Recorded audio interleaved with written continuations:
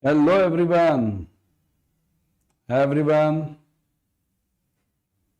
Hi. Let me check the audio. Audio, video, everyone. Let me check the audio, video. Okay.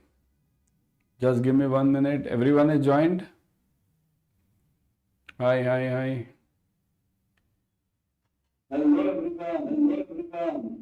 everyone. Audio is okay. Video is okay. Let me check the audio. Audio, video, everyone. Okay. Yeah. Audio, video is okay. Let me check the audio, video. Okay. Hold on. Just give me 1 minute. One sec. Let me adjust the camera. Hold on. Hi. Chalo. Welcome to the Maha Marathon. Okay. So today we'll be in a hurry. We'll do it fast. Okay. We have many questions to cover. And all of you are, I know you have just now, some of you have just now come from the bank. Some of you are still in the bank traveling. Okay. So let's start. Go for the case study, first one. Go for the first case study. Let me adjust the camera. Yeah. Okay now? Yeah. So first case study. First is the NRI case study. First is the NRI case study. Everyone, say this.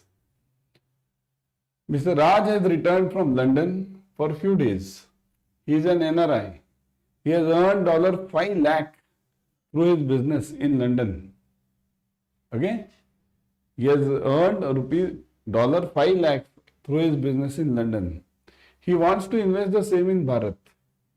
He approaches your bank for guidance. Answer the following questions based on the above. Got it? Mr. Raj has returned from London. He has earned some $5 lakh and now he wants to invest. Now he has come to you for questions. Such numericals will be there in the exam. Okay? See, BFM generally they ask you these numericals. NRI case studies are very common in BFM basically. Okay? So, let's start with the first question. Which type of account can be opened under the foreign currency non-resident account? Means can be opened under FCNR. Now, if this person comes to you and asks for, let's say, FCNR, okay? Then which type of account you can suggest him? What will you suggest him? Savings account? Yeah, still in branch. Will you suggest him savings, current and savings, term deposit, all of the above? What will you suggest for this person? NRI. He is an NRI. He wants to invest in our country. So what would you suggest him? Is it savings, current and savings, term deposits? Let me see in the comment section. It is correct. It is term deposits. See, FCNR means term deposits. Kindly note. FCNR means term deposits. Now, few points about this. See, we are not here just to get the answers, right? We are not here just to get the answers. So now, let me clarify 2-3 things. Number one, NRE, NRO, FCNR, right? Actually, this FCNR is called as FCNR B. Okay, kindly note, FCNR is called as FCNR B. It's not actually FCNR, it's FCNR B, FCNR Bank. Okay, kindly note. There is nothing called as FCNR A. FCNR A was there in 1980s. In 1980s, we had FCNR A and FCNR B. You check on Google, there was an account called as FCNR A before 1980s roughly. Now everything is gone. Only one is there, FCNR B. So kindly note, NRE, NRO, these two are in rupees. rupees. This is not in rupees. See, I won't say dollars. This is in any currency other than rupees. Any currency other than rupees. Okay, it can be in dollars, it can be in pounds, it can be in yen, in any currency other than rupees. Okay, number one. Number two, NRE and NRO. These two can be savings, current and FD. Kindly note, NRE and NRO can be savings, current and FD. Okay, but FCNR can be only FD. FCNR is only FD. FCNR is only FD. It can't be anything else. Got it? So these important points regarding NRE, NRO and FCNRB. Now one more question now I will ask you. Okay? Let me ask you the question. Okay? Suppose if I come to your bank tomorrow, I am having an FCNRB FD with you. I am having FCNRB FD with you in dollars. Okay, FCNRB FD with you in dollars. Now can you tell me if I want a loan on that in rupees? See, I'll ask you two questions now. This question will be there in the exam. If I want a loan on this FCNRB in rupees, FCNRB is in dollars. Now I want a loan in rupees, FDOD. Will you be able to give me? Will you be able to give me? Tell me, yes or no? I want pay attention everyone. I'm having the FCNRB deposit with you, FD. And now I want the amount in FDOD, amount in rupees. So will you be able to give me? Who can tell me? Yeah? Who can tell me? Will you be able to give me? I want the FDOD, okay? I want the FDOD in rupees. Will you be able to give me? Oh, the answer is yes. It's not no. You should be able to give me.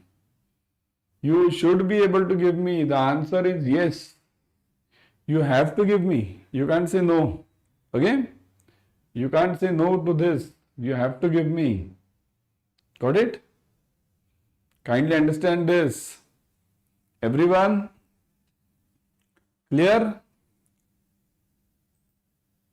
Everyone clear? Pay attention.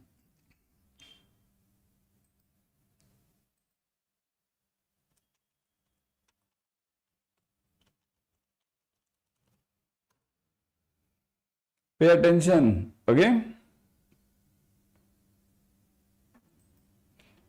Next one. Now suppose if I ask you the second question, I'll ask you another question in this. Suppose if I am having an FDOD with you, means OD with you, okay? Suppose if I am having OD with you, FD with you, FCNR, and now I am asking for FDOD in dollars only. Now I am asking for FDOD in dollars. Now will you be able to give me? See, getting my point? I am having now one more question. Suppose if I am having, let's say, FD in dollars, and now I am coming to you and asking for OD, and that OD is also in dollars. That OD is also in dollars. See, first one was in rupees. So the answer is yes, you can give me in rupees. Second question, I am asking for OD in dollars only. FD in dollars, now OD is also in dollars. Now can you give me that? Yeah? Can you give me? FD in dollars and UD is also in dollars. So yes, you can give me. Kindly note, you can give me. See, kindly understand one simple rule. You can give the UD in any currency in which your bank deals in. If your bank deals in dollars, dollars. If your bank deals in rupees, obviously rupees. If your bank deals in pounds, you can give it in pounds also. See, my FD is in dollars, but I can take the loan in pounds. Allowed. Everything is allowed. Okay. As far as the currency is freely convertible. Okay. It's allowed. Got it, everyone?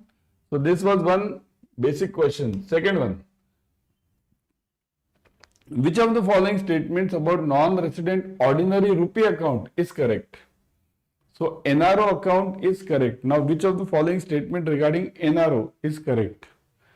Cannot be held jointly in the names of 2 or more NRIs. Only term deposits are possible in this account. Non-repatriable except for all current income. Not taxable. Which one is correct? You want a correct one. In case of NRO now, non-resident ordinary account, NRO. So which one is correct? Over here, yes. Which one is correct?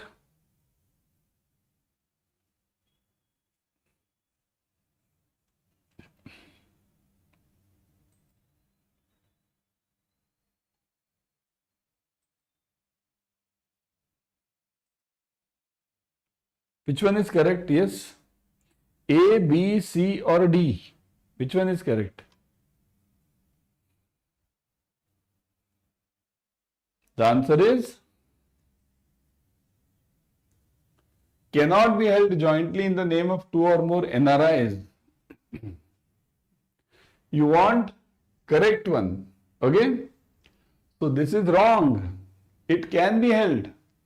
You can have 2 NRIs opening a NRO account jointly. NRO also, NRE also. FCNR also. Kindly note, chalo, let me explain you that also. See, NRO, NRE, FCNR, all the three can be opened by any 2 NRIs jointly. Any 2. They can open it jointly. Okay. So, all the 3 can be opened by any of the 2 NRIs, 2, 3, 4, whatever your bank permits. They can open it jointly. NRO can be opened by 1 NRI and 1 local. That is also allowed. NRE can be opened by 1 NRI, second local. That is also allowed. Okay. Only the point is you cannot deposit cash in NRE account. You cannot deposit cash in NRE account unless you have a CDF declaration. If you have a currency declaration form filled at customs, at that time you can deposit the cash. But you should have that CDF form. That NRI should have that CDF form. Otherwise, you cannot deposit cash in NRE account. NRO you are allowed to deposit. Okay?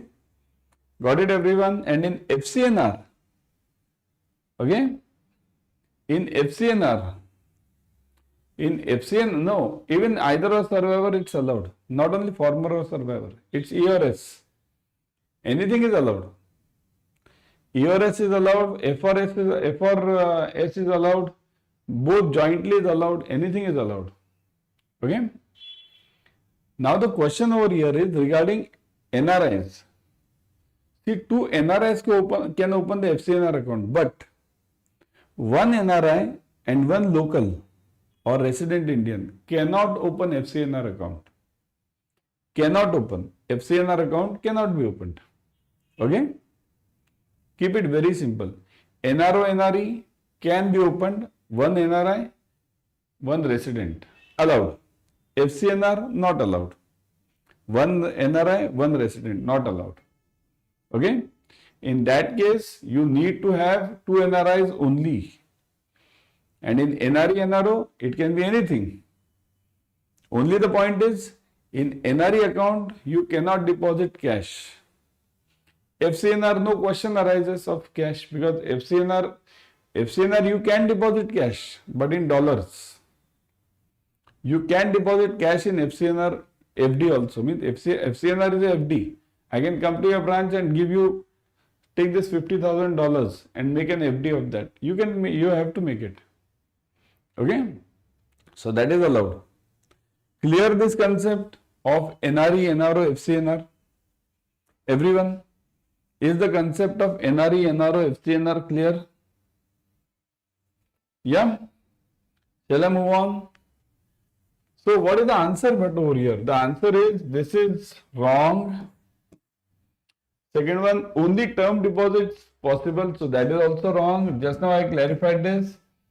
NRO can be savings, FD or current, all the three. This is correct. Non-repatriable. It is non-repatriable. What is non-repatriable? Non-repatriable means, what do you mean by repatriable? What do you mean by this word repatriable? Non-repatriable or repatriable means I can take the money out of Bharat without paying the tax. Without paying the tax. That is known as repatriable. NRE is repatriable. I can take the money out of my account without paying any tax to government. Of course, they have started TCS, that is separate. But without paying any tax to government, I can take NRE funds and your FCNR funds. Okay. TCS which is paid is a transaction tax. See, understand this also now. You are a BFM student. So everything should be known to you. It is expected that you know everything. Okay. So in this case, there is a tax called as TCS, tax collected at source. This tax will be applicable. Why? Because this tax is a transaction tax. What tax I am talking of? I am talking of income tax. You need not pay the income tax on NRE and FCNR. Okay, on NRO you have to pay it. So it is non-repatriable. Got it? Clear, everyone? Okay? Yeah, taking without the tax. Correct. So C is correct. Next one.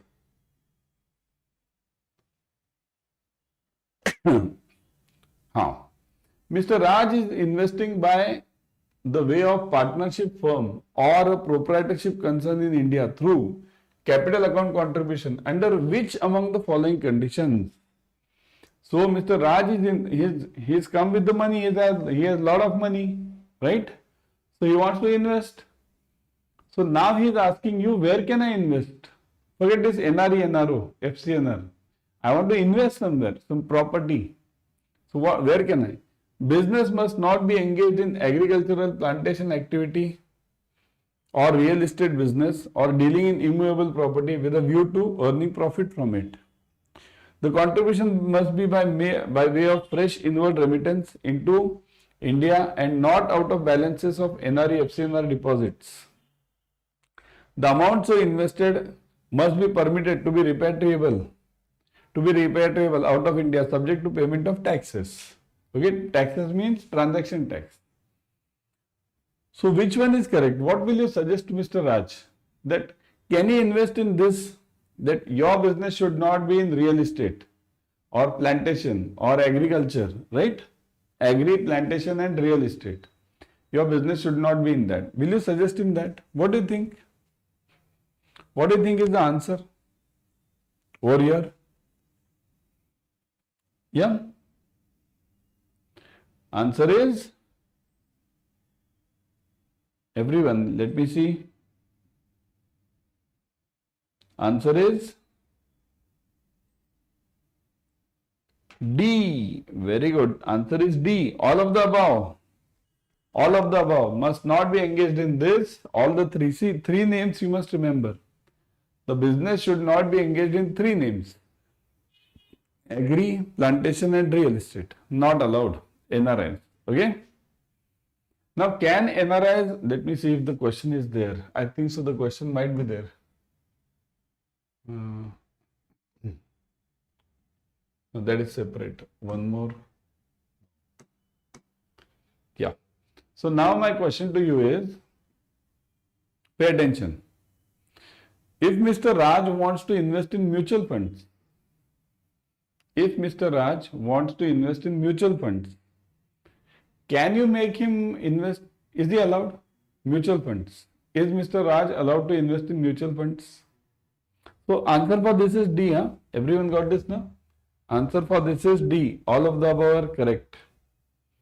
Now my next question to you is, if Mr. Raj wants to invest in mutual funds, can Mr. Raj invest in mutual funds? Yeah. Can Mr. Raj invest in mutual funds? What do you say, guys? Yes. Okay. Yes. Yes is the right answer. Mr. Raj can invest in mutual funds. Up to what limit? Up to what limit? Up to what limit? Yeah. Now I want the limit. Up to what limit?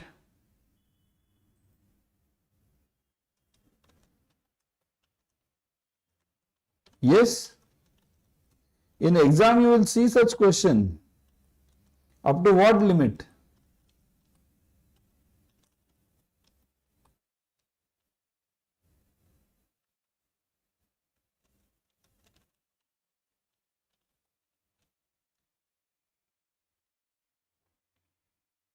Yeah. 50%. Somebody is answering me 50%. Means 50% of 5 lakhs. Mr. Raj can invest in mutual funds up to what limit? If he is having 5 lakhs, can he invest 50%? Means 2,50,000? Or is it 70%? What do you say? See, such questions will be there in exam. Immediately you should be able to answer. So kindly understand, Mr. Raj can invest in mutual funds for, what is the answer? Let me see, no limit. Unlimited funds. Unlimited funds Mr. Raj can invest in. Unlimited. Okay? Unlimited. Unlimited. Okay? No, nothing. No 50%. Nothing. Unlimited. Unlimited. Okay? Unlimited. Got it? Unlimited. That is the answer. Unlimited. One more question. Chalo. Now I am asking so many questions which are not there in the. What are you saying? 50%. There is nothing 50% rule. NRI can invest in any amount in mutual fund. Any amount. No 50%, no 80%, nothing. Any amount. Okay? Any amount in mutual funds. Now, next. Can Mr. Raj invest in shares of a company? Now I am asking of shares, typical shares. Can Mr. Raj invest in shares of the company? Shares. Can Mr. Raj invest in shares of the company? So shares is allowed, but there is a rule that says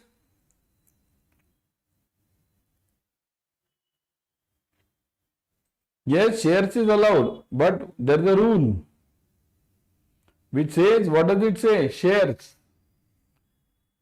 Shares he can invest up to 5% of individual company's capital. 5% of the individual company's capital. 5%. Only 5%. He can't invest more than 5% of that individual company's capital. Individual companies. Okay? Got it, everyone? 5% only. Overall limit is there for 10%. But that's the overall limit. Forget that overall limit is not that important. Okay? Overall limit is not that important. Okay?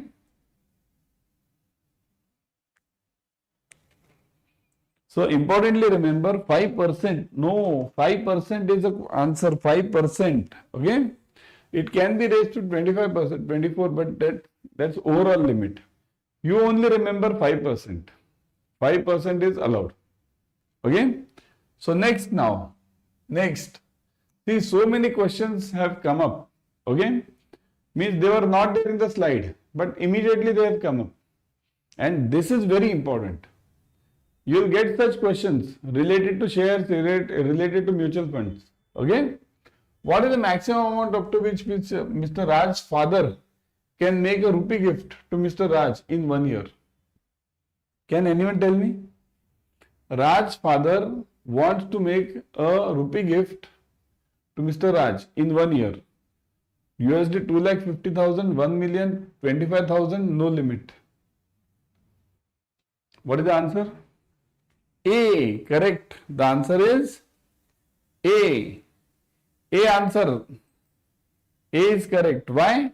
Because that is LRS, Liberalized Remittance Scheme. Under LRS, you can have this. Okay? Under LRS, you can have this 2,50,000. Got it? Chalo, next. So the answer is 2,50,000. Okay? Next one. Which of the following statement is not correct regarding capital of a bank? Not correct regarding capital of a bank. Focus on the question. See, in exam, only if you focus on the question, whether they want correct answer or not correct answer, only if you focus on this question, then also you will save around 5 to 6 marks. Then also you will save around 5 to 6 marks. Okay, but you need to be very clear about the question. What does the question want? Otherwise, many times what happens, we know the answer, but we miss the answer or we go wrong because we don't read it properly. Read the question very properly. Huh? You will save around 5 to 6 marks based on just reading the question properly. Capital is divided into tiers according to the characteristics of each qualifying instrument. For supervisory purpose, the capital funds has 2 categories. The highest quality of capital with the bank is in form of tier 1 capital. The highest quality of capital with the bank is tier 2 capital funds. Now what is the answer? What is the answer for this? Highest quality of capital is tier 1, tier 2, supervisory. See what you want, not correct. Okay, not correct. Not correct. You want not correct answer. So now, not correct. Not correct is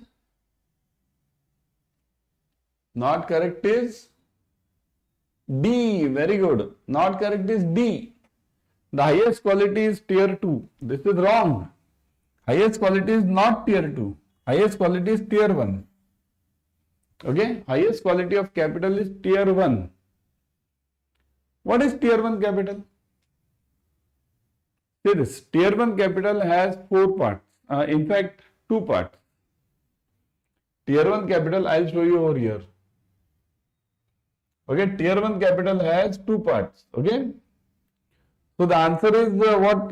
D. That is the answer. Huh? Answer is D. Not correct.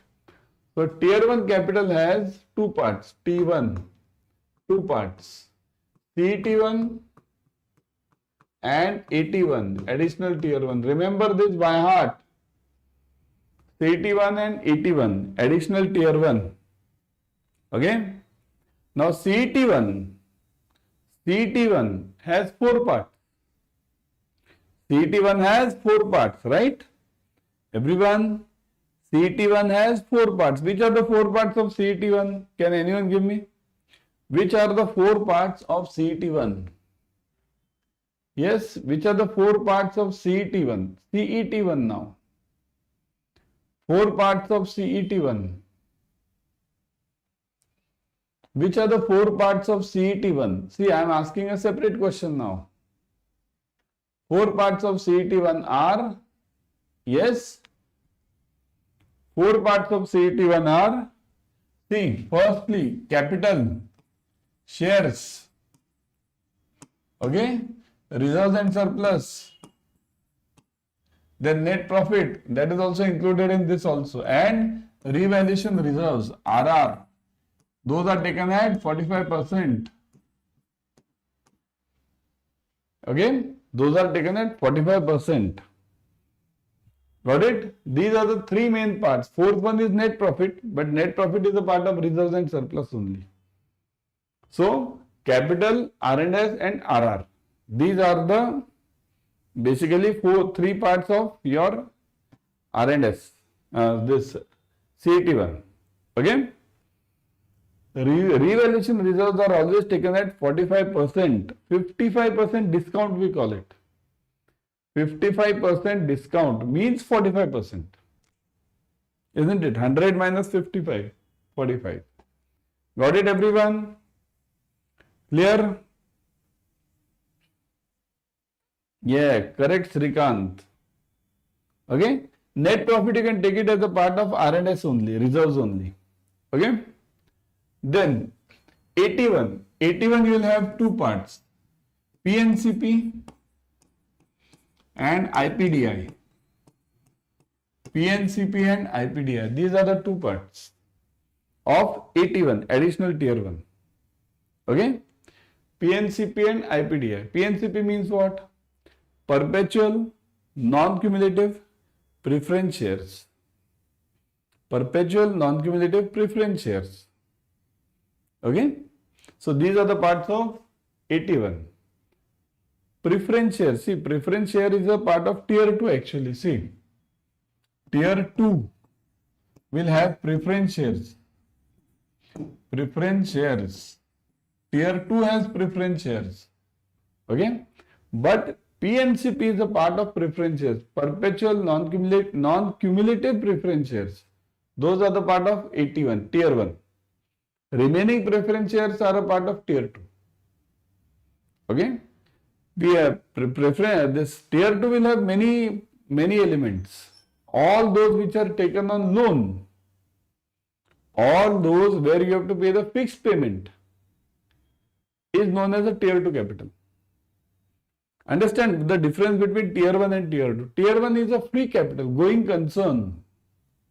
Means I am having this money, it's my money. I'll give you an example. Okay? I'll give you an example. What is the meaning of tier 1 and tier 2? Very simple example. Suppose if I am having 10,000 rupees in my pocket and I am going somewhere. Now if 10,000 rupees falls down somewhere, I lose it. I've lost that money. What will happen? I'll feel bad about it. I'll feel sad about it. For 1 day, 2 day, 3 day, and on 4th day, what will I say? I will leave it, jane do. Let's move on for the further life, right? I can just keep on crying about it. But what happens next? Suppose if I have taken this money on loan. Suppose if I have taken this money on loan, then what?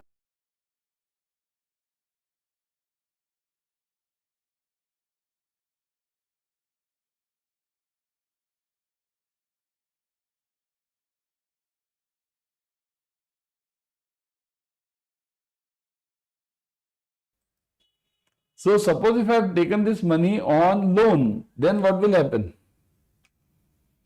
Suppose if I have taken this money on loan, then what will happen? In that case, I'll feel bad also.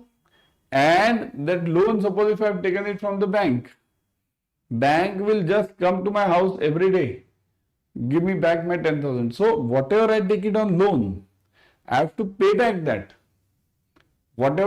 So that is tier 2 capital because I have taken this money on loan. Let my business run or let my business fail. I have to give EMI to the bank. That is tier 2. So that's why it's called as gone concern. Gone. and T1 is known as going concern. Okay. What do you mean by gone concern? Again, this question is asked in exam. What is gone concern?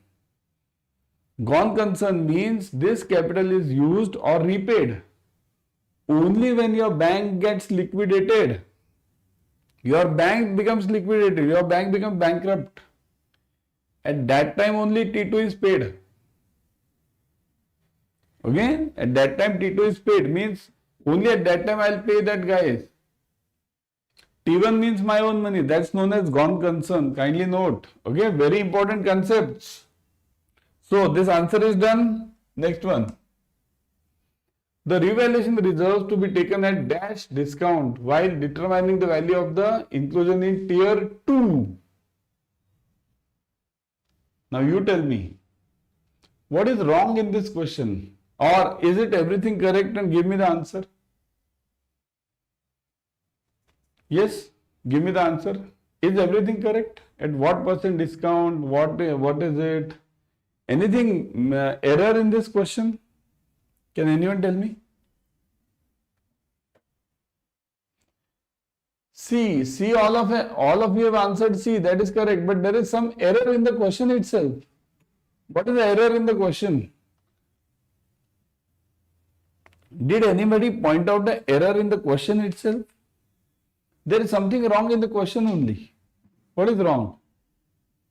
Yes, tier 2 is wrong. It should be tier 1. This is the part of tier 1. It's not a part of tier 2. Kindly note. Okay? Revaluation reserve is a part of tier 1, not tier 2. Okay? So, this is the answer. 55% of the value. General provisions and loss reserves are shown as a part of tier 2 capital subject to maximum of. Now this general provisions and loss reserves, these are shown as what? 9% of risk weighted asset, 6% of tier 2 capital, 4% of capital funds, 1.25% of risk weighted asset.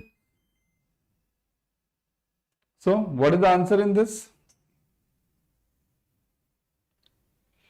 What is the answer in this, everyone?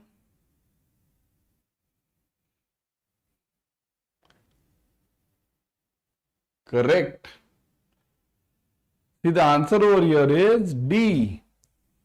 Now, one thing I'll show you. One thing is very important for you in numericals.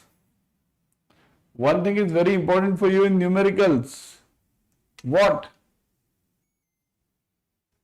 While calculating the numericals, what you have to do is, over here, you have to take the given figure. In exam also, in numerical, they will give you some figure regarding this general provisions. And you can get one figure from this formula, 1.25% of RWA.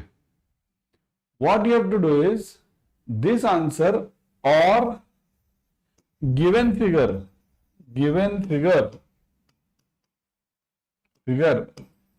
whichever is more, kindly note, more out of this, more, not less. Whichever is more, you have to take that. Okay, kindly understand this. In exam, they will give you one figure in numerical and you will calculate it using this.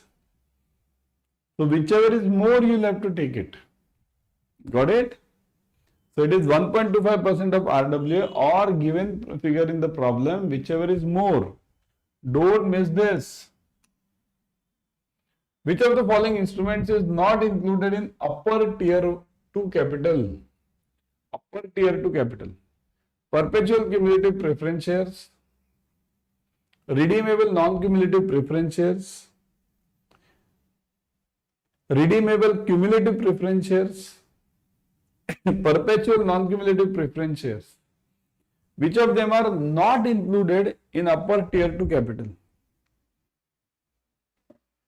Which of them are correct? Uday, again, higher value. So, which of them are not included in upper tier 2 capital? It is D is the answer. D. D is the answer. Okay, the answer is D. D is the answer. Why D? Because this is included in tier 1. Just now we saw it. PNCP, additional tier 1. So this is a part of tier 1. It's not a part of tier 2 at all. Okay. So these three are included in tier 2 capital. Okay, tier 2. There also there are two parts. In tier 2 also there are two parts. Upper tier 2, lower tier 2. What is upper tier 2? Upper tier 2 means which can be immediately sold in 1 year. Means which can be liquidated in 1 year. So these are upper tier 2. And lower tier 2 means afterwards, after 1 year. Okay? So PNCP is a part of tier 1. What is the maximum extent of subordinate debt that can be included in the tier 2 capital? See, subordinated debt that can be included. Subordinated debt that can be included in tier 2 capital. 100% of tier 2, 100% of tier 1, 100% of capital funds, and 50% of tier 1. Let me see. Yes. What is the answer?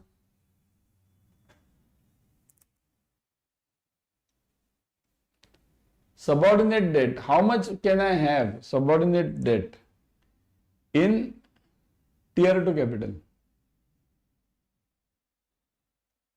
Very tricky. Answer is not B. Answer is not B. Answer is not B. Answer is not B. Okay? Answer is not B. The answer is, see, understand the question. That's what I am saying. Understand the question. What is the question asked? Question asked is, suppose if this is tier 2 capital, this is my tier 2 capital, then how much can I have subordinated debt? Can I have this much? Can I have 50%? Or can I have 100%? That's what is the question. So the answer is 100% of tier 2. A is the answer. Subordinated debt, I can have complete amount. Okay, I can have complete amount.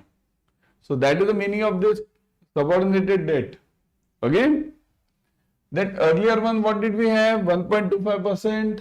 See this, provisions. This is 1.25%. This is a part of tier 2 only. This is a part of tier 2 only. Okay. So this I can have 100% of tier 2. Nobody can stop me. Under which method of value at risk calculations, VR is calculated using sample of randomly generated price scenarios? Correlation method, historical simulation method, Monte Carlo simulation method, and backtesting. Under which methods of VR do we use randomly generated price scenarios? What is the answer? The answer.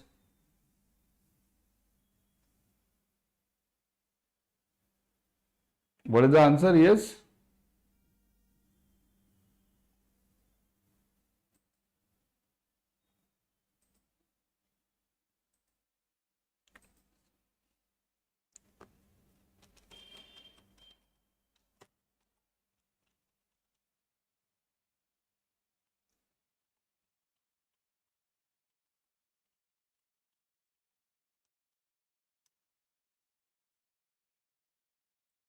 Yes.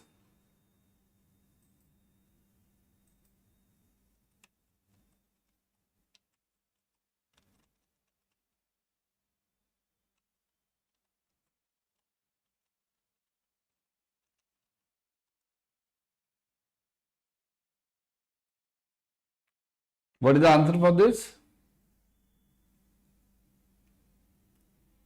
C. Monte Carlo. Correct. Monte Carlo is the answer. Monte Carlo simulation.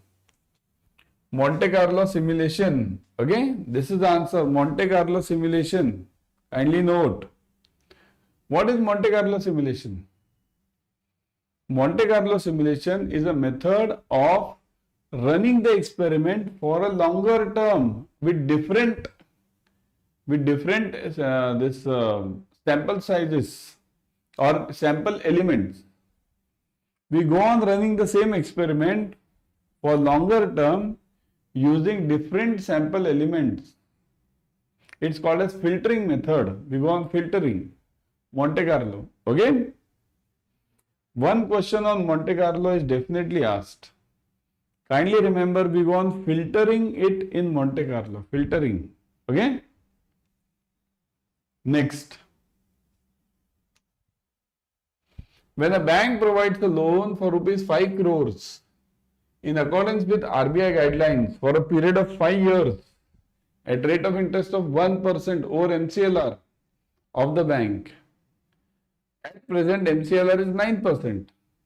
The loan shall be repaid in 4 yearly installments with 1 year moratorium. Funding of the loan shall be done from a deposit of 5 years of the same amount. The interest rate on it being 6%. What are the kind of risks associated with such a loan given? So, you have to find out the risk with this loan given. Understand the question. There is a loan, there is a deposit. There is a loan, there is a deposit. Loan is what? Loan is MCLR, right? 1% over MCLR. So, loan is having the floating rate. Loan is having floating rate. See, loan is having floating rate. And what about the second one? The loan shall be repaid in 4 yearly installments. 4 years. So, loan is for 4 years. 4 years. What about the deposit? See, everywhere you try to write it down somewhere. You get a piece of paper and try to write it. As much you write it in the exam also, it will be easy for you. If you write the problem, try to write it in short. It will be easy for you. What about the deposit? Deposit is given as funding of this loan shall be done from a deposit of 5 years. So, deposit is for 5 years. And rate is what? 6%. So, this is fixed. Fixed rate. 6%.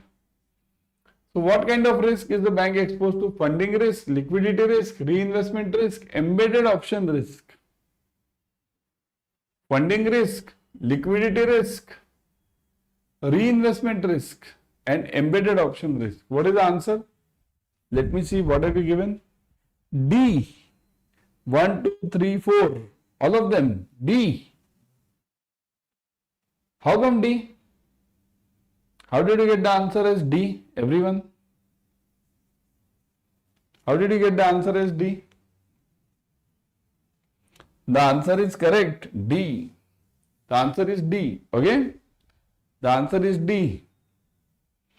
Because funding risk is there, kindly note, funding risk. Funding risk means you might, what is funding risk? Funding risk means you don't get the funds on time. Okay, means you face a crunch. Liquidity risk. Liquidity is not, you don't have money to pay for the regular repayments also.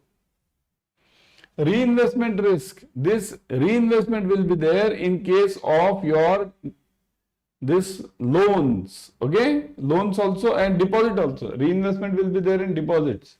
If the deposit matures tomorrow, somebody takes the money, then you will be faced with the problem. And embedded option risk. Embedded option risk is always there. Embedded means what? Anyone can come anytime and close the loan also, close the deposit also. Okay, so D is the answer. Very correct. The answer is D. From the below statements regarding commercial paper, now look at this CP. Choose the correct ones. Now it's regarding commercial paper. Read it, everyone. Commercial paper. Read it, everyone. Everyone read it.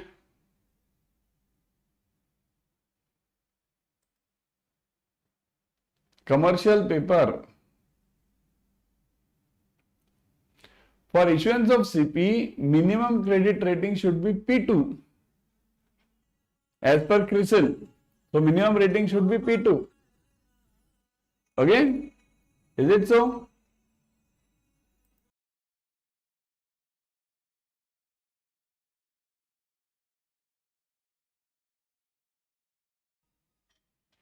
Yeah, minimum rating should be P2. Is it correct? All India financial institutions, primary dealers cannot raise finance through CP. You cannot raise money through CP. A company to issue CP should have a tangible net worth of at least 4 crores as per the audited balance sheet, past audited balance sheet. So answer is, which one is correct one? Huh? Correct one. The correct one is C. Very good. C is the correct one. A and C. Okay? The answer is A and C.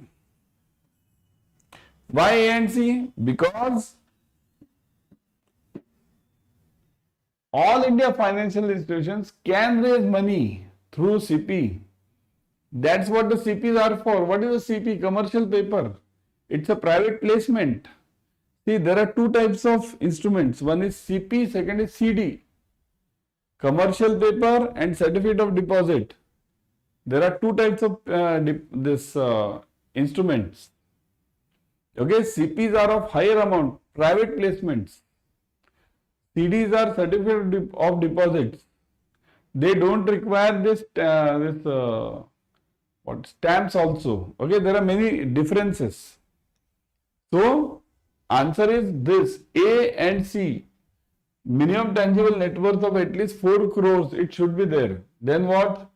P2 rating, that is also required. And there are two more conditions. It should be a standard asset with any bank. Standard asset. Number 2, working capital limit should be sanctioned to that company. Working capital limit should be sanctioned to that company. So these are the 4 conditions, compulsory ones. Okay? Got it, everyone?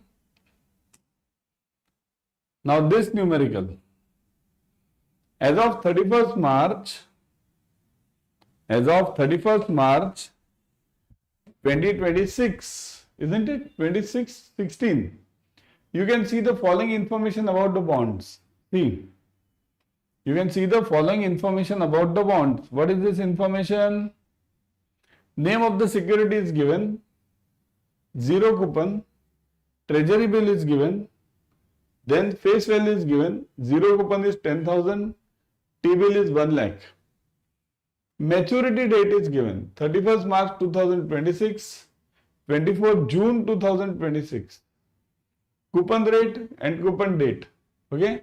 So 0 coupon means, again, firstly understand about these two types of bonds, you can say, or instruments.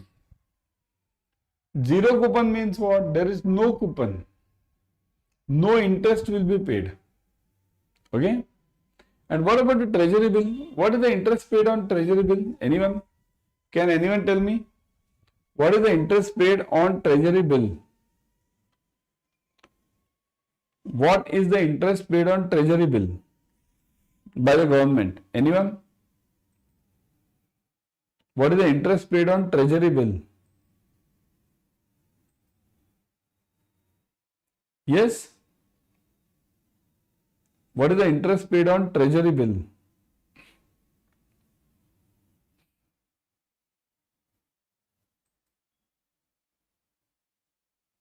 Anyone? What is the interest paid on treasury bill? 0. Even the interest paid on T-bill is also 0. Kindly note. Both of them it is 0. 0 over here, 0 over here. No coupon is paid. No interest is paid. 0. Again, no interest is paid. 0.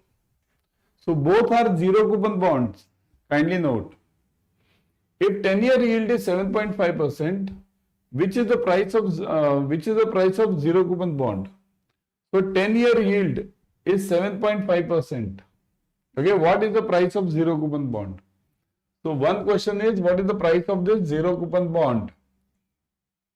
So 10-year yield is given 7.5%.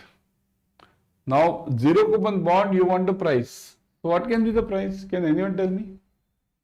Face value is 10,000 and you want 10-year yield is 7.5%. Can anyone do the answer? Calculations? Yes, it is always discounted. It is issued at discount. Very good. It is always issued at discount. Kindly note. Okay? But what is the discount rate then? I want the discount rate now. Okay, I want the discount rate for this 7.5%. What should I do? See, face value is 10,000 means at the end I will be getting 10,000. When? Today is what? 2016. And when is the maturity? 31st March 2026 means 10 years maturity. After 10 years, I will get this 10,000. So today how much should I pay? Today I must pay, look at this like this, 10,000 upon 1 plus R. 1 plus R means what? What is R? 7.5%. 0.075 raised to 10. This is your answer. This is your answer. Do it everyone. You will not pay 10,000. You will pay 10,000 upon. Okay? 1 plus R is 20. Do it everyone.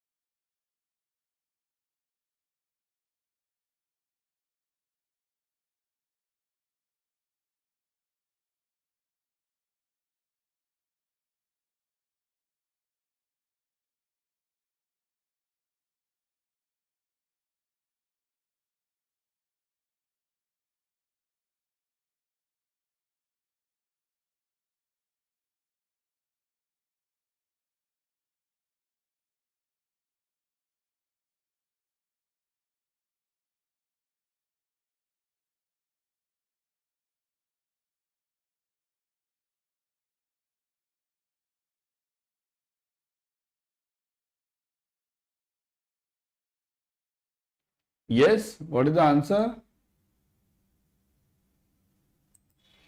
4852, right? 4852. So I must pay right now 4852 price. Okay, 4852.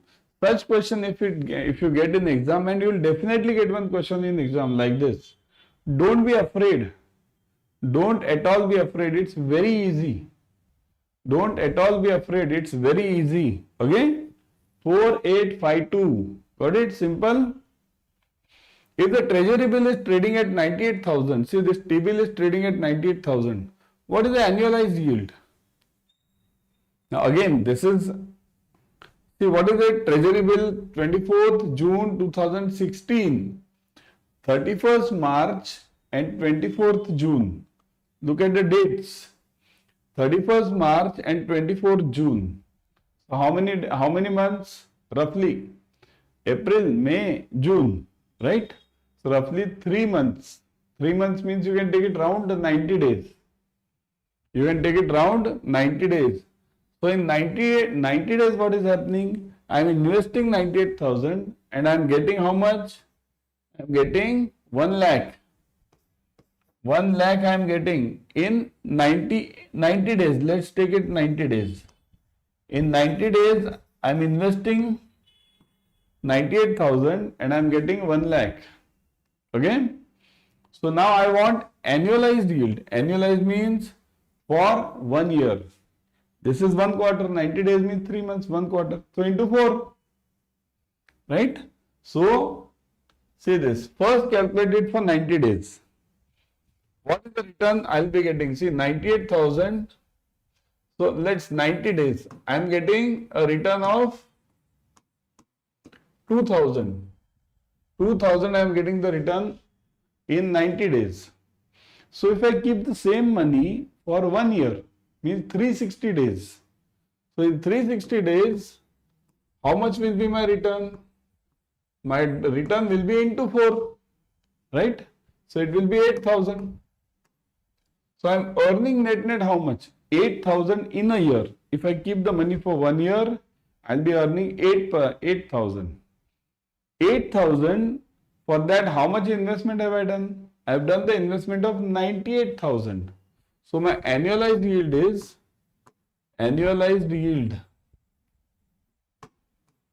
yield equals to 8,000 upon 98,000 into 100. Now do the calculations. So this is my annualized yield, everyone. This is my annualized yield. Got it? This is my annualized yield. Get the answer? What are you getting?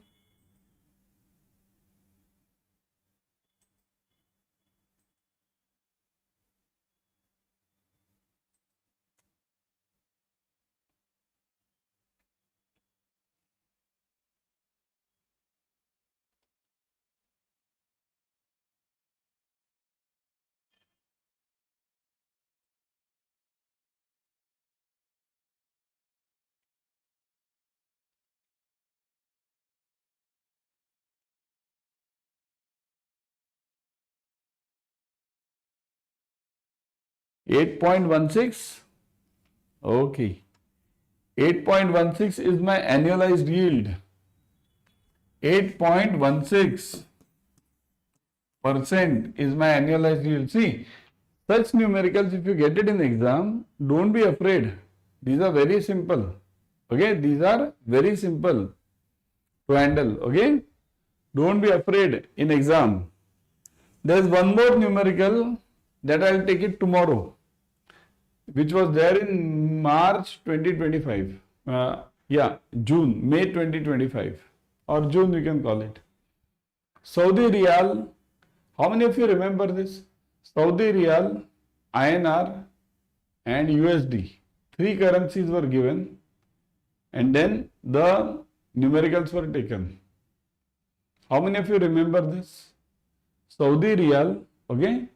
This Saudi Riyal numerical, I'll take it tomorrow, not today. Okay, this was there in June 2025. Anyone amongst you remembers this? Saudi Riyal example in June 2025. Right? So this question was asked in June 2025. Okay? So that I'll take it tomorrow, not today. Okay? Home currency problem. Correct, Nalina. Home currency problem was there. This time also there are chances of such numerical being asked. Okay? So next. Market value of an asset is 20 million. See, this is also very simple but difficult one. Market value of an asset is 20 million. Daily variance is 0.0005. Confidence level is 95%. Find the value at risk. Working days are 250. So you have to find out VAR for 250 days. You have to find out VAR for 250 days. So what is the formula? VAR. Firstly, remember what you have to do is, firstly, what is the amount? Amount is 20 million. So take this amount, 20 million. 20 million means what? How many zeros? 6 zeros. After 20, 6 zeros. So let's write only million right now. Okay, million, only M will write. 20 million into. Now, what is this variance given? 0.0005. But variance is of no use to you. Because we require, what do we require? We require volatility. We don't require variance. We require volatility. But what is volatility? What is volatility? Can anyone give me? What is volatility? Relationship between volatility. Volatility. Can anyone give me? Relationship between volatility and variance. No, daily variance, you are taking it.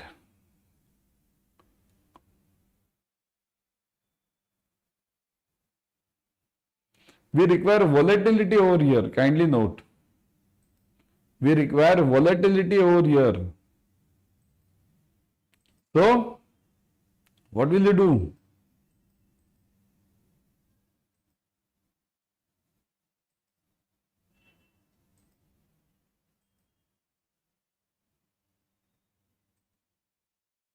Standard deviation, square root of variance. Very good. You'll have to do square root of 0.0005. This is standard deviation or volatility. Okay, into what is this? 20 million, this and this percentage, probability of default 65 into square root of how many days? 250. So this will be your overall answer. This will be your overall answer. Okay, 20 million amount into this volatility, into this probability of default, 95% confidence, okay, into your number of days. Now this is, see, up to this part, kindly note, up to this part, it is value at risk for 1 day. This is VAR for 1 day. VAR for 1 day. Okay, this is VAR for 1 day, but now you want it for 250 days. So multiply it with square root of 250. So get the answer. What is the answer? Okay, get the answer.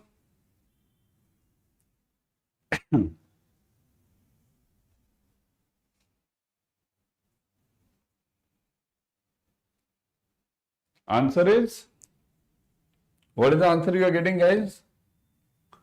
Everyone, give me comment section. What is the answer? 20 million. Leave that 20 million aside. First, find out square root of 0.0005. So let's do it. Okay. Square root of 0.0005. So 0.022. Everyone getting this? So this is 0.022. This is your answer for this. Into 1.65. Into 1.65. Okay. So 0.036 into square root of 250. 250. So 0.583 into 20 million. See, I'll write this. This is 0.583. 0.583. Now that into 20 million. Multiply this with 20 million. So 0.583 into 20 and then 6 zeros. 1, 2, 3, 4, 5, 6. So I'm getting it as 11667. My answer, I am getting it as 11667. 11667. 261. Correct. 11667 261. 11667 261. Correct. This is the answer I am getting. Okay? 11,667,261. Got it? Everyone? Now what you do? You calculate this for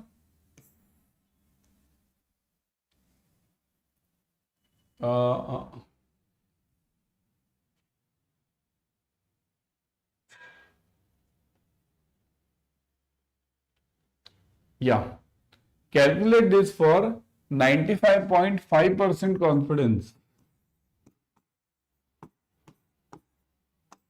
Okay, I'll write it over here. Calculate the same problem for 95.5% confidence.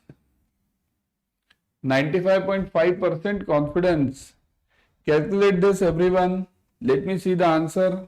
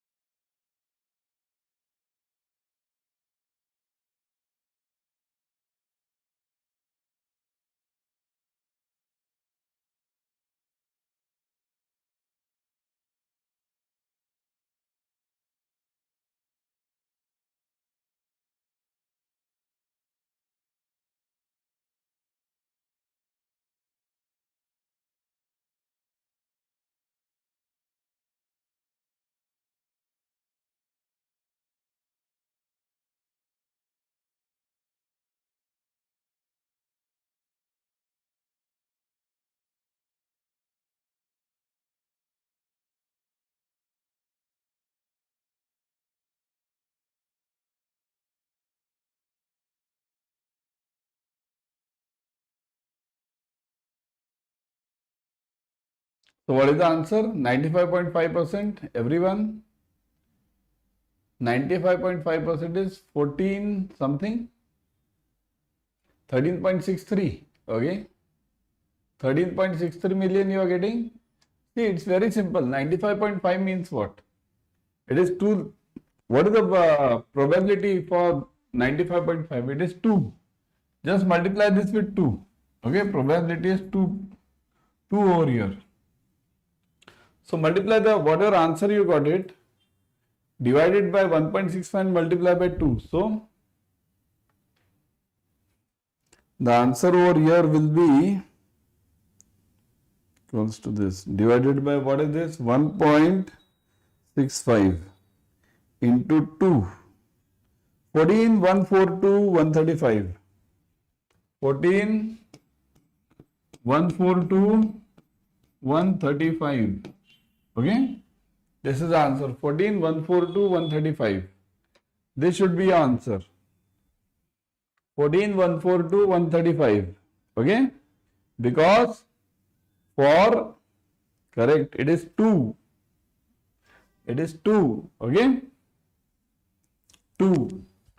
So 95.1. See, if they ask you with 99.7, 99.7, it is 3. Again, 99.7 is 3. If they ask you with 68.3, it is 1. These are all confidence levels and the respective probabilities of occurrence. Chances of getting the answer. Okay, that is the meaning. ABM, normal distribution. Got it? Next one. Value at risk of asset A is 10 million. Value at risk of asset B is 20 million. Both are unrelated. Means A and B are unrelated. Okay? A and B are unrelated. Now you give me their combined VAR. Now I want their combined VAR. Okay? I want their combined VAR.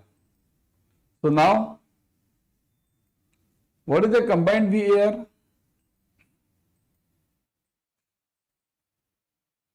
What is the combined VAR? Okay?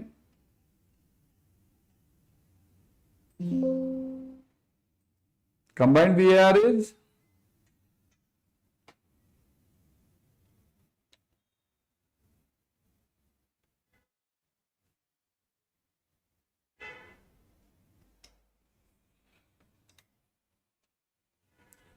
yes. Anyone, let me see. This is difficult one. Huh? This is not that simple. Kindly note, it's not that simple. Okay, it's not that simple. See this, I'll show you. I've got the answer for this. There are calculations for this. This one. Value of asset at A is 10 million. Value of asset VR of B is 20 million. Both are unrelated. Find the VR. For that, the formula is square root of the whole now. VA square plus VB square plus 2VABB into R. You had this formula in your school level. A plus B the whole square. A square plus B square plus 2AB. Same thing. VA square plus VB square plus 2VABB into R. This coefficient of correlation. So this is 0. They are unrelated. So R is 0 over here. So you'll get it square root of VA square plus VB square means 10 square plus 20 square. 10 square plus 20 square. Okay, so 100 and 400. Square root of 500. Right? Square root of 500. What is square root of 500? 25 is 625. So 22 point. Correct. 22.36. Okay. How will you do this? See, use the formula. If you get it, A plus B the whole square. A square plus B square plus 2AB. Now this is unrelated, so this will be 0. Directly use A square plus B square. That's it. Got it?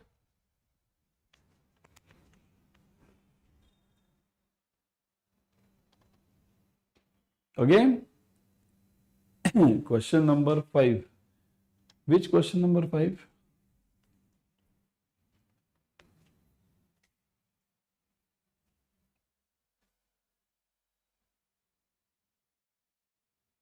B.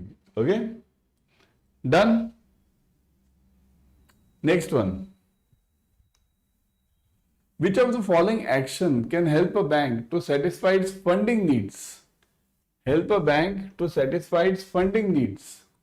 To dispose of the liquid assets, to increase short-term borrowings, to increase capital funds and liabilities of term nature, means long-term nature. Term nature means long-term. This is from module C.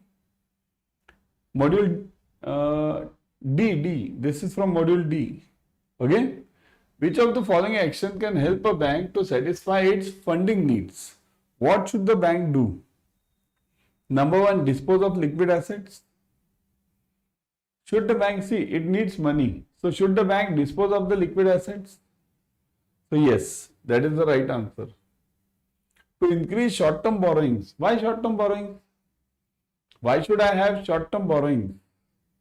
The reason is short-term borrowings will have lesser rate of interest. See, short-term borrowings will have low rate of interest, low ROI. Okay. So whenever I borrow from somebody at a short-term period, immediate period, 1 month, 2 month, 3 month, I'll have to give lesser rate of interest. And to increase the capital funds and liabilities of long-term nature. So the liabilities or deposits should be of longer term, obviously. The more they are of longer term, the better it is for me. So the answer is all of the above. Correct. What is the answer you gave? All of you? D. D was the answer. Correct one. D is the answer. Okay.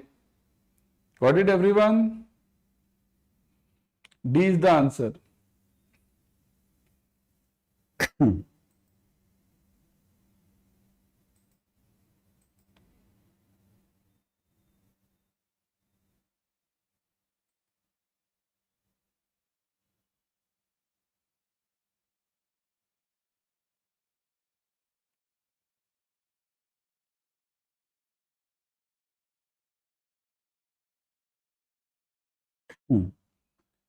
Subordinate debt.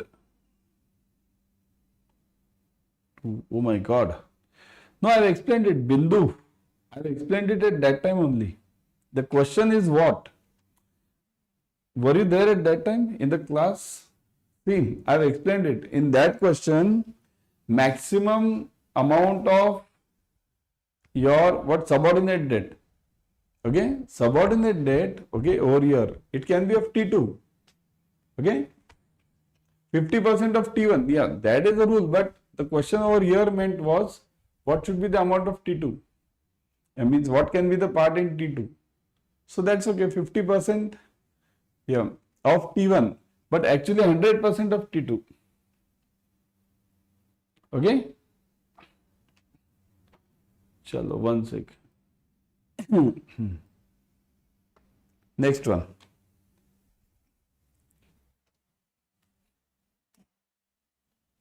The Reserve Bank of India Act permits the Reserve Bank to invest the reserves in the following types of instruments.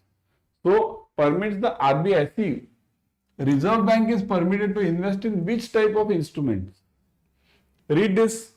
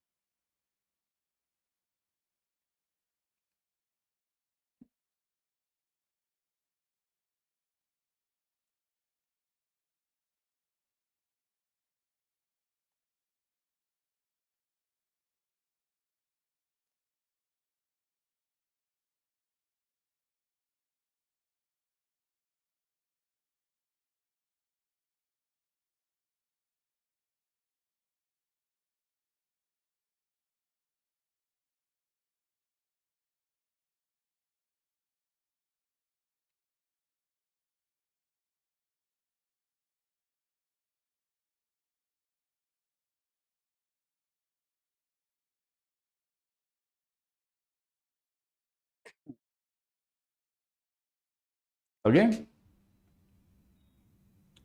So, once again, yeah.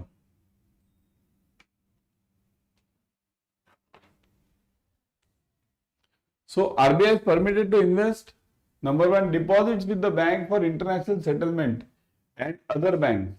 So, where can the RBI invest? with BIS, okay. Deposits with the foreign commercial banks, okay. Debt instruments representing sovereign or sovereign guaranteed liability of not more than 10 years for residual maturity, and all of the above. The answer is over here D. D is the answer. D is the answer. Okay.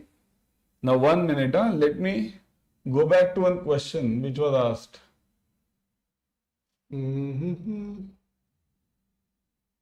Yeah, this one only, na? Subordinate debt. Yeah.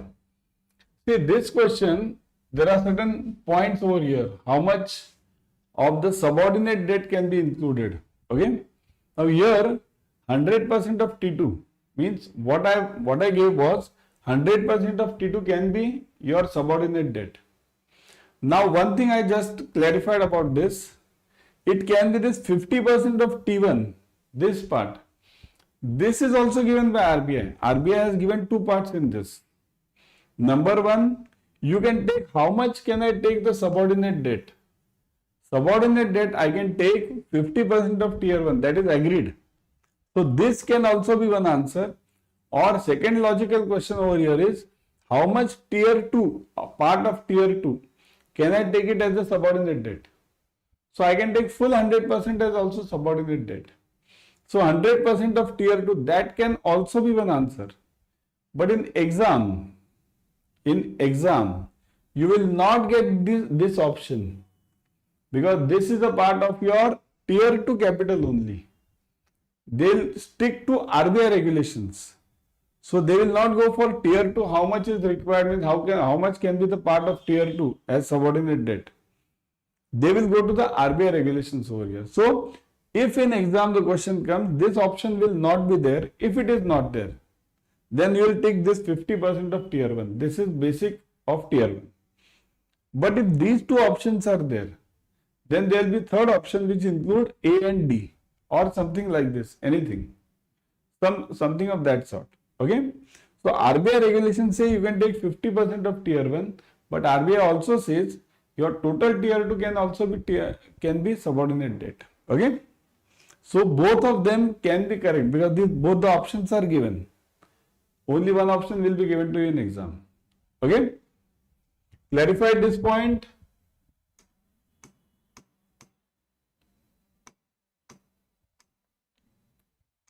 Where were we? This part.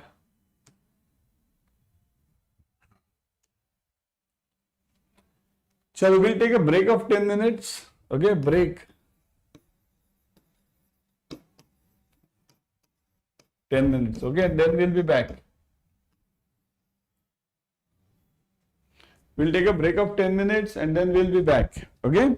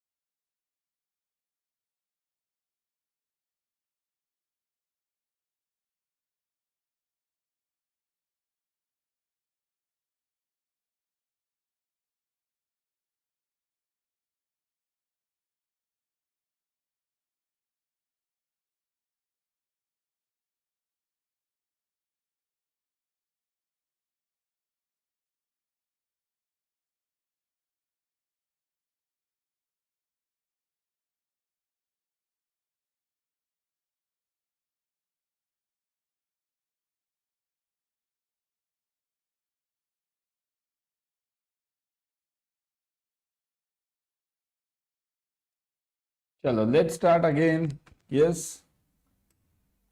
Let's start again. Chalo, further.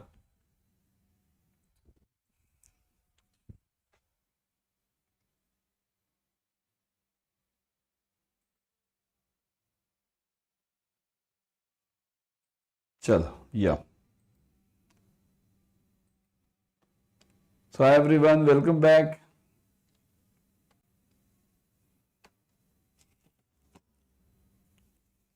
Chalo, let's start.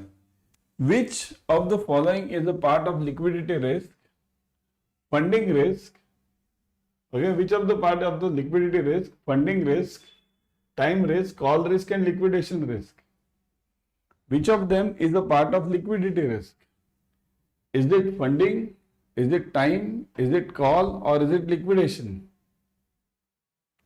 What is the answer you have given? All of you? Hi. Yeah, what is the answer you have given? It is all of them. 1 to 4. Funding risk, time risk, call risk, liquidation risk. All are the part of liquidity risk only.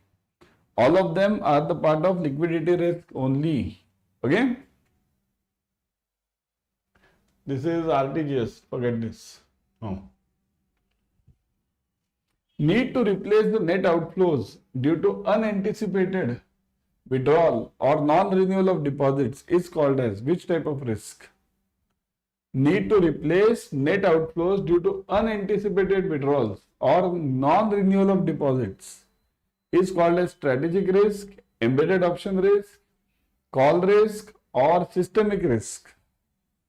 What is the answer in this? Answer is B, embedded option.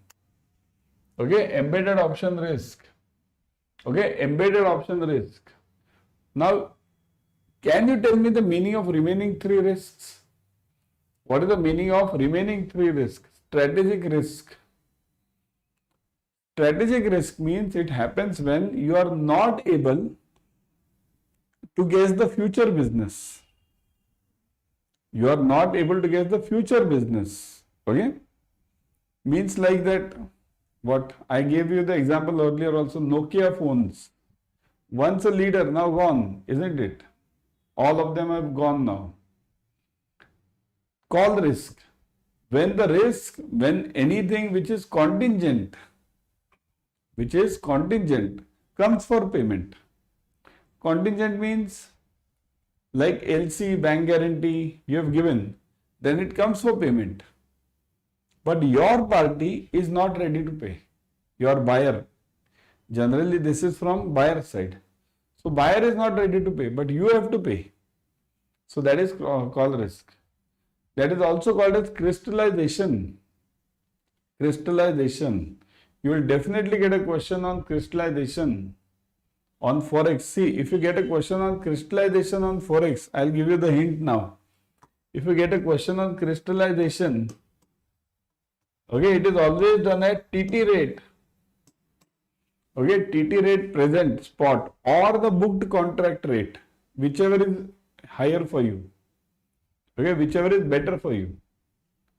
So, always remember crystallization in Forex is always done at a TT rate, spot TT rate or previous earlier booked rate, whichever is higher. Okay? Yeah. Failure, correct. Call risk. Systemic risk means what? Failure of one bank leads to the failure of the entire banking system. Failure of one bank leads to the failure of entire banking system. Means what? Like it happened in 2017. There was Yes Bank. Yes Bank had a problem. 2008, Lehman Brothers had a problem. Lehman Brothers. Okay? So, 2008 was a major crisis. So, that is called a systemic risk. Because this bank, one bank which goes down, that bank has issued debentures to others. So, others will also suffer.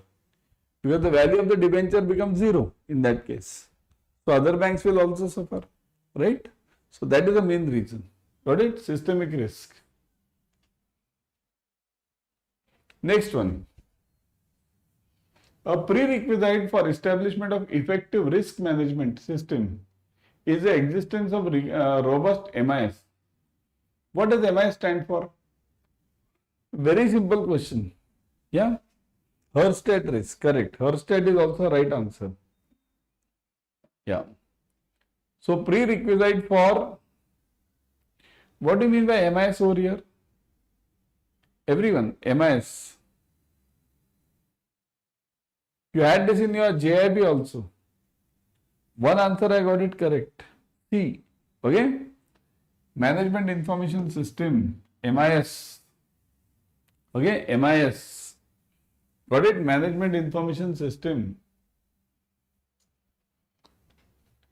Exposure. Now look at this numerical. All of you are able to see this? Numerical, I'll expand this. No, it's not expanding. Okay. Exposure is 100 lakhs with tenure of 3 years. Eligible collateral of A plus debt securities 30 lakhs with residual maturity of 2 years. Haircut on collateral is given as 6%. Table of maturity factor shows haircut as 0.25%, 0.25 for remaining maturity of 2 years. Calculate the value of exposure after risk mitigation. This numerical is always there.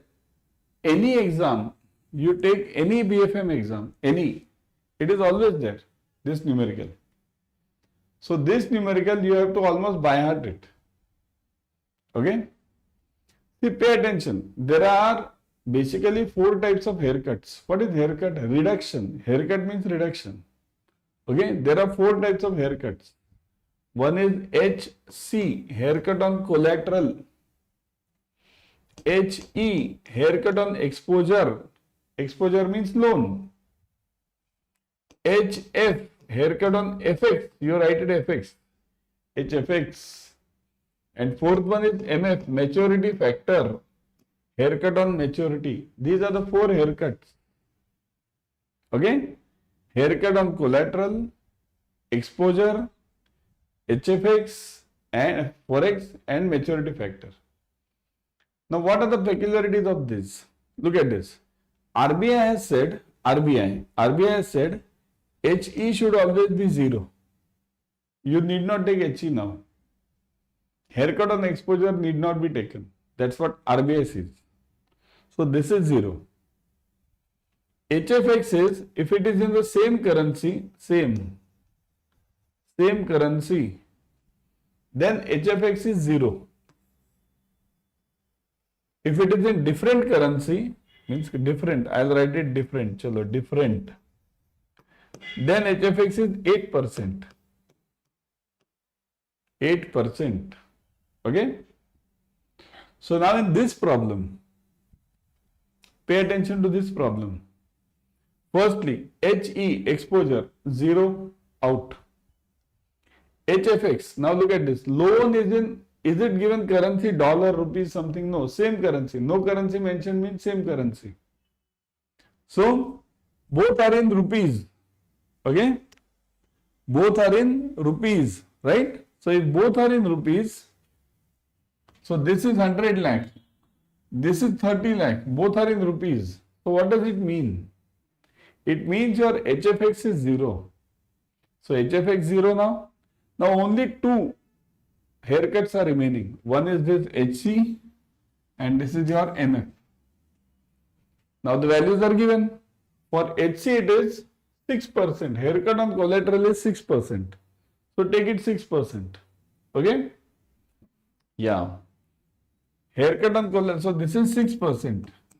And what about this MF? MF is given as 0.25. But kindly remember, MF is not 0.25. MF is not 0.25. What is MF then? MF has a formula. What is the formula? Can anyone give me? What is the formula for MF? T minus T minus, okay, this MF given 0.25 upon, okay, T minus 0.25 upon, it is small t above, I think so, yeah, small t is above. upon capital T minus 0.25. So small t minus 0.25 upon capital T minus 0.25. This is your maturity factor to be taken. So what will you do now? First calculate for HC, this part. HC is what? It is 30 lakhs collateral. See, everything is for collateral. Exposure is 0. Haircut is 0. So exposure as it is. So now 30 lakhs for HC, will do it first. HC. 30 lakhs into, what is it? 6%. So 6% are gone. Kindly note, 6% are gone. So what will I do? I'll take it 94%, right? 100 minus 6. 6 is gone. Haircut means cutting gone. So now 94%. Now get the answer. 30 lakhs into 94%. Now get the answer for this. 30 lakhs into 94%. Correct. 1 minus HC. So 30 lakhs into 94%. It is 28.2. Right? 28.2. Got it? So it is 28.2. So one is gone now. Now the second one. Find the answer for this first. T minus 0.25 upon T minus 0.25. Get the answer for this. So the answer for this is what? T is what? Small t. Small t is the period for your this collateral. Period for collateral is 2 years. And capital T is your period for the loan. So that is 3 years. So what will you do? 2 minus 0.25 upon 3 minus 0.25. So what is the answer? 2 minus 0.25 means 1.75 upon 2.75. So what is the answer? 0.636. Are you getting this? 0.636. Okay, 0.636. Are you getting it? So 0.636. See, I don't have the answer. I am taking it whatever you have given. 0.636. Okay. So multiply this 0.636 with this. So multiply this with 28.2. 0.636. So now what is the answer? 28.2, okay, into 0.636. So what are you getting? Multiply this with 28.2.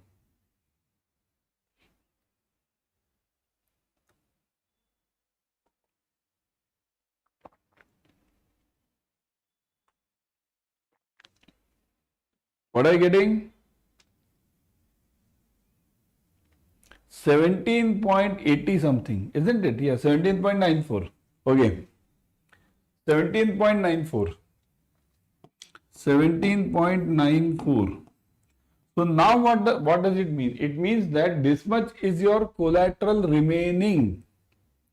This much is your collateral remaining. Out of 30 lakhs, your collateral after all these haircuts and everything, your collateral is 17.94. What does it mean? My loan is of 100 lakhs and my collateral is only 17.94. It means what?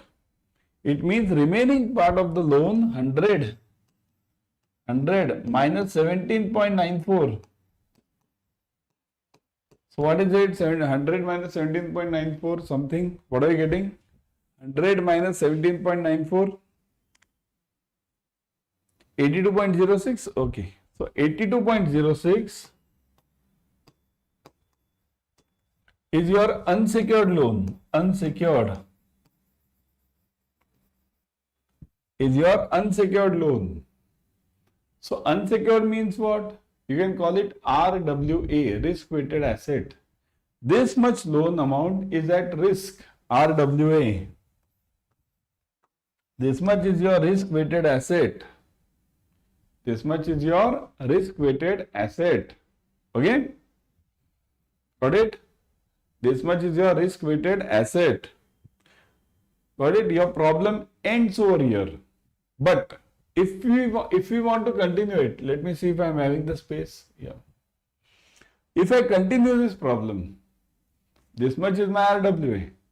I want to continue this problem further. Now I'll ask you, what is the capital required in this case? Capital. Can anyone give me the capital required in this case? If I give you the CRAR as, I'll give you 11.5%. I want a CRAR of 11.5%. So now can you give me the capital? I'm giving you strictly that CRAR is 11.5. So now give me the capital amount. Capital.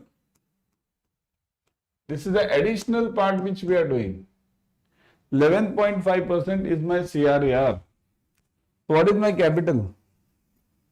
This is my RWA. Kindly note, 82.06 is my RWA. So capital is, no, it should be less. Percentage, no? 11.5%. You guys have not taken divided by 100. Okay, percent. It is percent means 82.06 multiplied by 11.5 upon 100. Okay, upon 100 you have not done. Upon 100. You guys have not done upon 100. Got it, everyone? Upon 100. Where is upon 100? You want percent. Yes. 9.43. Correct. So capital is 9.43. 82.06 into 11.5 upon 100. Don't miss this, upon 100. So 9.43. This is my capital. Okay, this is my capital. Got it, everyone? Do not forget to divide it by 100. Percentage means upon 100. You will make silly mistakes. You know everything, but you are making silly mistakes. So how can we help? Right? Keep your mind very cool during the exam. Be very calm during the exam. Percentage means divide by 100. Strict. Okay? Got it, everyone? Yeah. What is the logic? For what? Explain the logic. For what? Which logic? I didn't get. These are RBI instructions. So no logic to this. 11.5% is given by, it will be given to you in exam. They'll give you that. You have to take CRAR of 11.5%. Okay, that has been made compulsory also now, RBI. So now you give me, this is your capital 9.43. Okay. Now can you give me the maximum tier 1 capital in this? Tier 1 capital as per the calculations, normal calculations, what we do? Maximum tier 1 capital, how much I can have? Or minimum tier 1 capital. Chalo. Minimum tier 1 capital, how much can I have in this? Minimum tier 1 capital, how much can I have? Yes. Minimum tier 1 capital, how much can I have?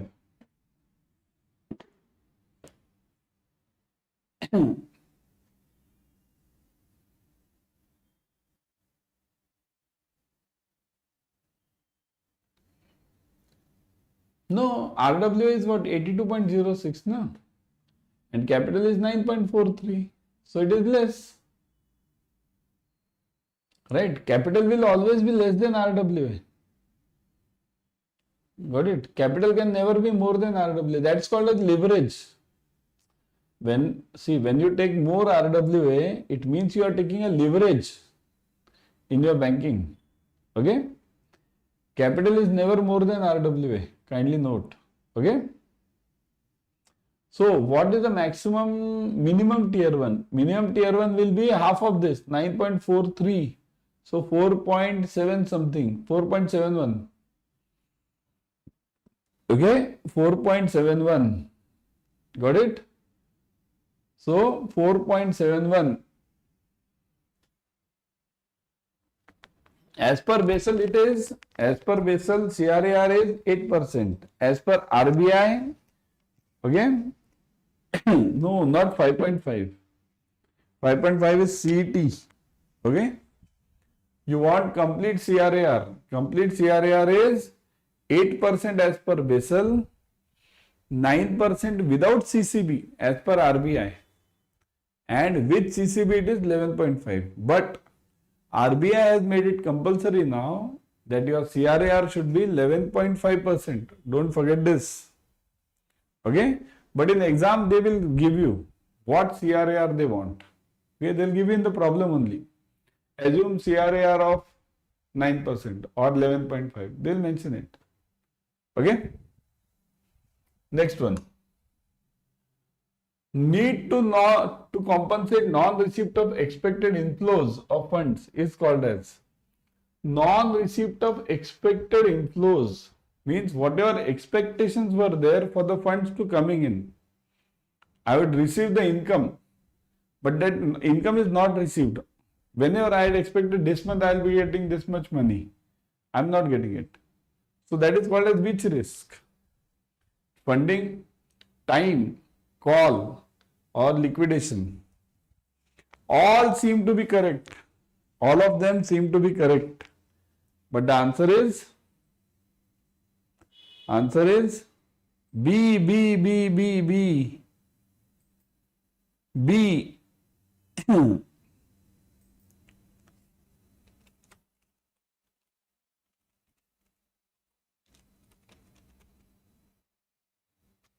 B is the answer. Okay? B is the answer.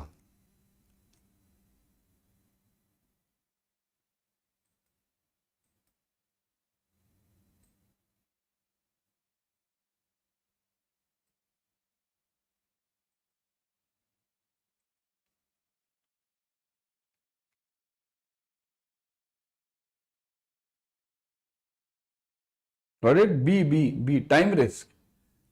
That's called as time risk. See, whenever you don't get the money in time, means whenever you, see, again I'll tell you, all of them seem to be correct, to be frank. If this time risk answer would not have been there, suppose if I don't give you this answer, then the answer will be funding risk. Okay? Both of them seem to be correct. Okay? But the most accurate answer, most nearer answer is time risk. Time risk means what? I don't get the money in time whenever I require it. That's what the meaning is. The credit risk assessment exercise should be repeated biannually, annually, once in 3 years, none of the above. Okay, what I will do is, I'll change this question a bit. Like nowadays what has happened, there are changes in the question now. Something new has come. So now I'll cover it for credit risk assessment exercise for high risk accounts.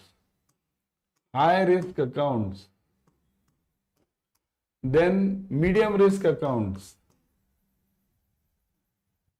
Medium risk accounts. We'll cover this question as 3 parts of the question. Okay? And low risk accounts. Low risk. Okay? Now here we are talking of corporate customers. Pay attention. I know the answers which you will be giving. I know. Let me see the answers which you are giving. Chalo. High risk customer, credit risk assessment for high risk, medium risk, low risk. All of you. Give me for high risk first. High risk customers. Give me for high risk first. Everyone, high risk first.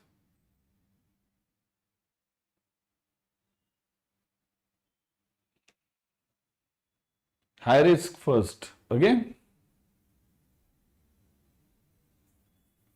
What are you guys saying? Let me see. What are you guys saying? High risk. High risk is annual. Medium risk is biannual. And third one, low risk is?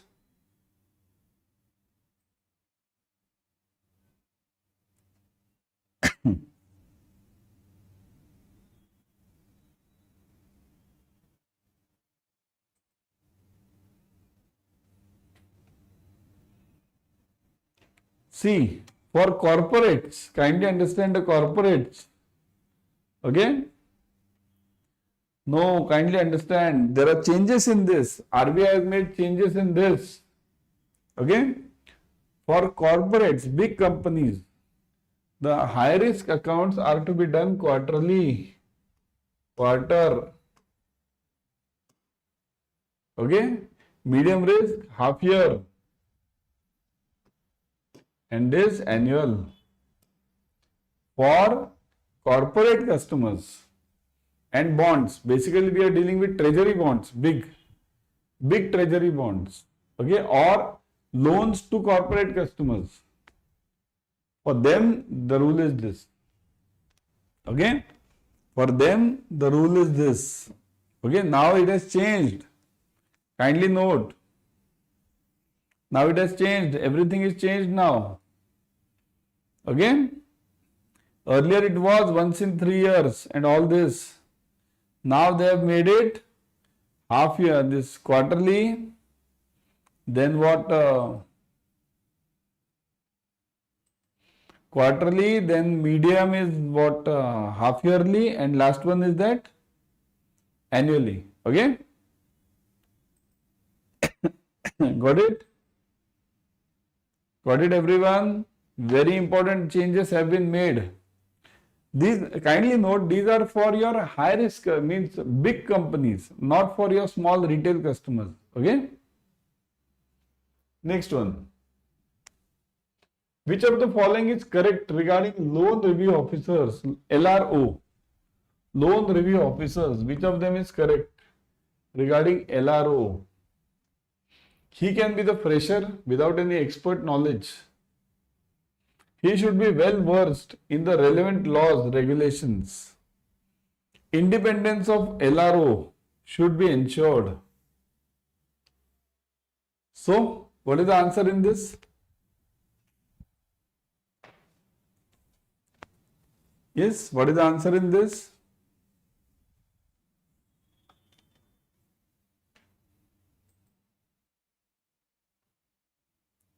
Yeah.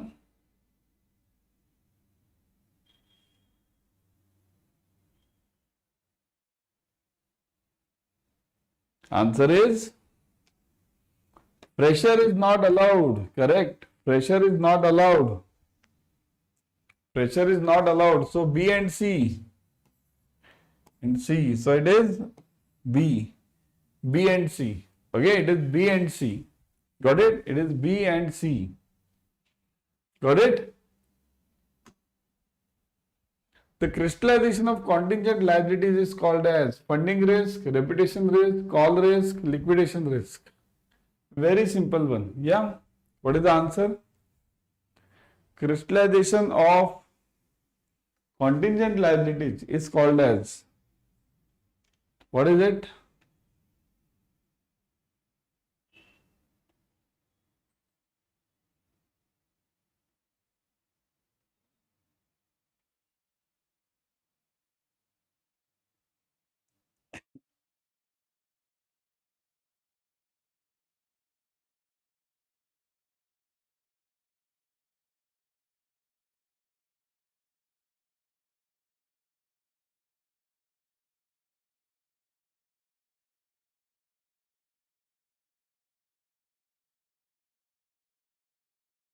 The answer is C, correct.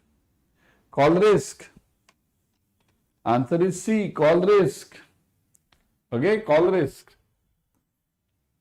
Correct. Next one. Which of the following are issued for a tenure less than 91 days to meet the temporary cash requirement of the government?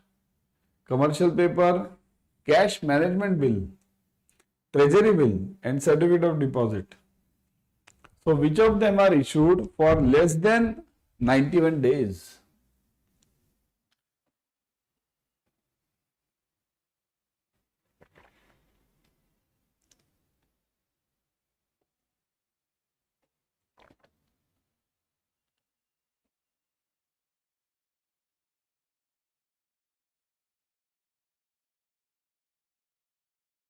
What is this? All are answering the same. All are answering T-bills, T-bills, T-bills. No, T-bills is the wrong answer. T-bills is the wrong answer. T-bills are issued for 91 days to 364 days. Less than 91 days are CMBs, cash management bills. CMBs are issued up to 91 days. Don't get this, do this mistake. Treasury bills are always from 91 days to 364 days. Less than 91 days is CMBs. See, the bifurcation is like this. 0 days to 91 days. We get CMB, cash management bills. 91 days to 364 days. We get T-bills. Okay? Above 364 days, from 364 days to anything, infinity, to infinity, we call it dated securities. Dated securities. That is the meaning. Don't get confused. Don't get confused. Okay? So kindly note, treasury bills are beyond 91 days. Below 91 days are CMBs, cash management bills. Don't make this mistake, okay? And above 364 days, these are dated securities. Got it? These are, again, let me clarify this also. When these dated securities are issued by government, they are called as bonds. And when they are issued by private, they are called as generally debentures. Means they can be anything, but debentures is the main word. Bonds and debentures. Okay? When they are more than 364 days. If they are issued by government company, they will be called as bonds. When they are issued by private company, they are called as debentures. Got it, everyone? Clear the concept? These are very important, guys. Okay? Next one.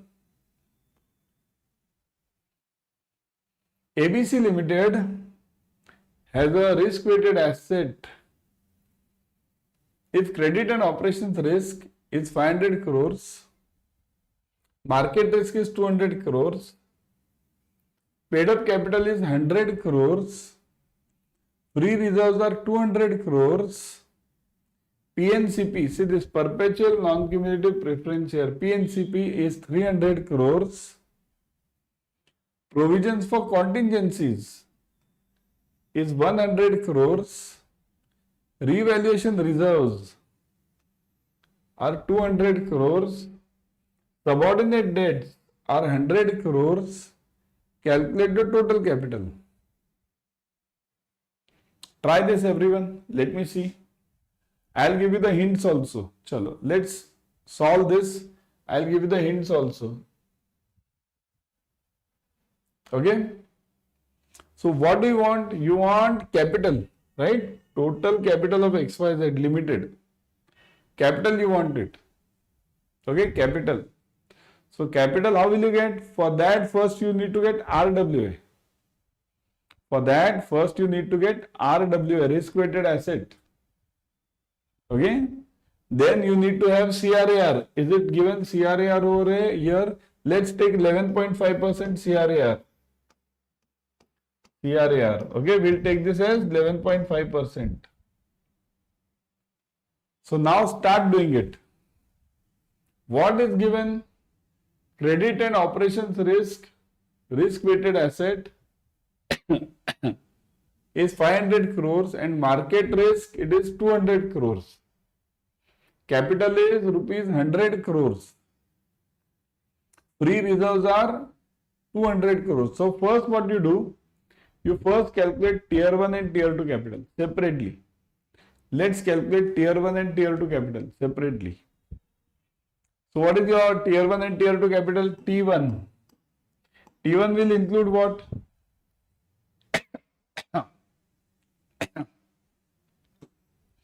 Paid up capital 100 crores. So it will include 100 crores paid up.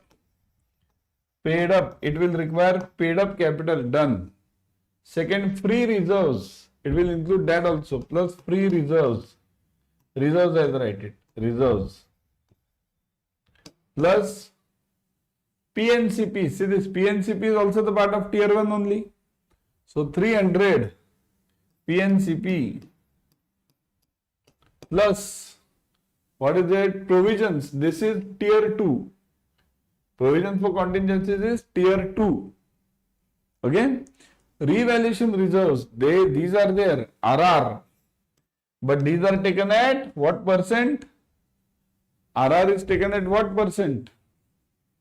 Everyone, RR is taken at what percent? Give me the answer. RR is taken at what percent? Revaluation reserve is taken at what percent?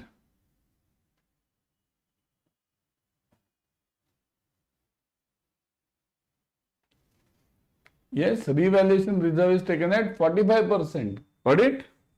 So it is taken at 45%. 45%. So done. Anything more? Subordinate debt, that's a part of tier 2. Subordinate debt is a part of your tier 2. Anything else? No. So now add this. First calculate tier 1. Give me the answer for tier 1. Everyone. What is it? Paid up. Paid up is what? 100? 100.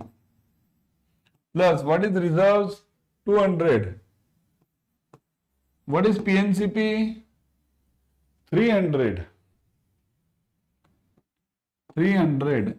Plus what is RR? Revaluation reserves 200. 200 into 45%.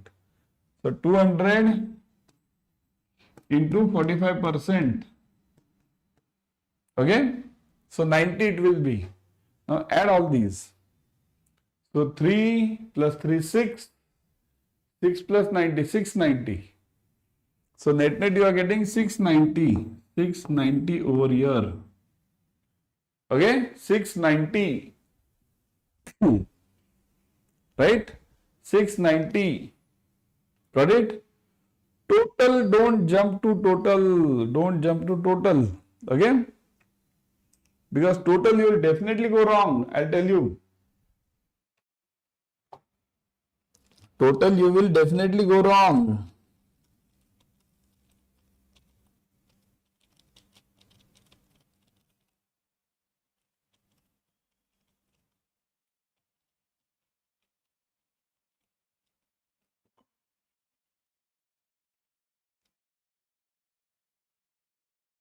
Total you will definitely go wrong, guys. Don't jump to total. Don't jump to total for 890. I know all of you are jumping for 890. Don't jump to 890. Don't jump to 890. 890 is the wrong answer. 890 is the wrong answer. Okay? So now T1 is done. What about T2? Tier 2. Tier 2. I know all of you are jumping for that 200 addition. Tier 2. What is tier 2? What is given? Provisions for contingencies 100. All of you have taken this as 100. But this is wrong. Provisions for contingencies will be the same as provisions for general reserves. So it will be given figure or given figure or 1.25% of RWA, whichever is higher,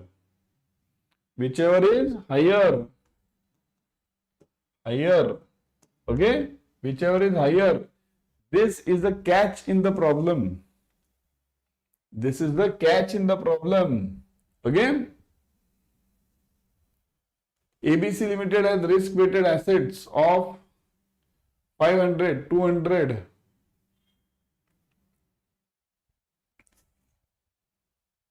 Risk, yeah. So here has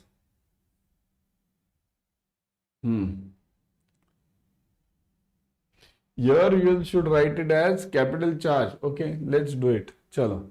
This 500 crores is what? Actually, this should have been a capital charge because capital upon CRAR becomes RWA. Okay, and then you take the multiplication. Okay, T2 is 200. You all of you have got it. Okay, so this is actually calculate what total capital has. This I'll change it because this is not risk weighted asset. This should be capital charge.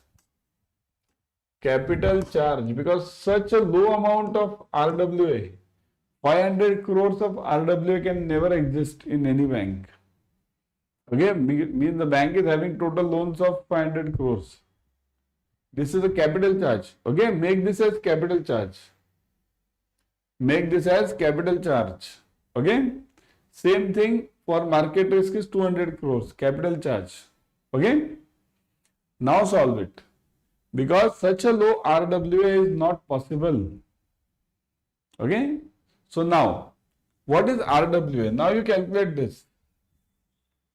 RWA equals to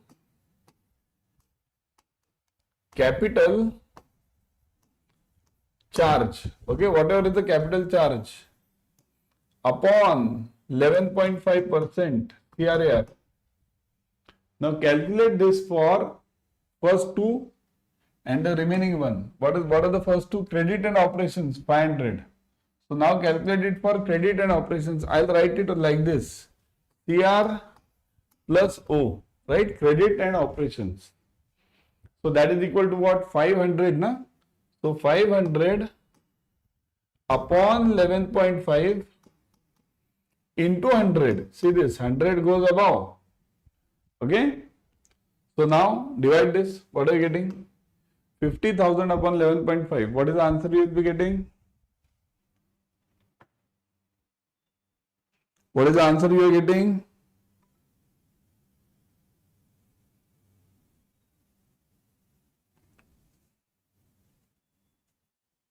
$50 upon 11.5. 4347. 4347. Okay. This is credit and ops. Now market. Market is what? What is the answer? This capital given 200, right? So 200 upon same. Market equals to 200 upon 11.5 into 100. So do it now. 20,000 upon 20 upon 11.5. 1739. So 1739. So this is my RWA now. This much is my RWA. Now I need a total of this. The total of these two is 4347 plus this. What? 1739. 6086. 6086. Okay. Now 1.25% of this. See, now look at this. Given figure. What is the given figure? RWA given figure is, I think so, this what? Contingencies, right? So the contingencies part is given figure is 100. Contingencies given figure is 100. Okay, so 100 or 1.25% of this. So now do this into 1.25 upon 100. So I am getting it as 76.07. So this figure is 76.07. Are you getting this all? 76.07. Are you getting this all? Right? So now what you have to do? Now you have to check which one is bigger. This one is bigger. So now ignore this, cancel this. So this is the right answer. So now your answer will be correct. So now let's look at it, T2 now. Provisions for contingencies. This is 100 plus subordinate debt is what? 100. Subordinate debt is 100. Okay. So it is 100 plus 100. So now it is 200. See, now it is correct. What you got the answer luckily was correct. You all did it 100, 100, done. If this question would have been different, if this answer would have been, suppose let's say this much, 60,000 something, then what would you have done? Then you would have required this all 1.25% of this. Okay, luckily you have got this 500 and 200. If this would have been 5,000 and 2,000, then what? The question is, you should do the whole calculations and then come to the answer. So now here you get it 100, 100, 200, so that's right. So now what is my total capital? So total this, what 200 is my RWA, right? Paid up capital, sorry. So my T1 capital is 690, right? T2 is what? 200. T2 I got it 200. Okay, so T2, this is T2. Got it? Now what do I want? What is my question? The total capital for XYZ Limited is, capital is what? Simple, 690 plus 200, 890. Okay, so total capital is 890. 890 is the answer. Okay, 890. Kindly note, these calculations are very important.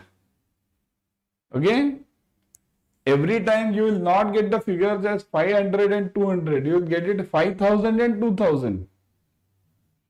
You will get it 5,000 and 2,000, and then the answers will be different. You must know this basic. Given figure or 1.25% of RWA, whichever is bigger. Okay, whichever is bigger. That is the answer. Okay, whichever is bigger. Got it? Next, a doubtful loan for less than 1 year account has balance of 70 lakh with security of 50 lakh. The account is having CGTMSE guarantee of 65%. What is the amount of provision? I'll add one more.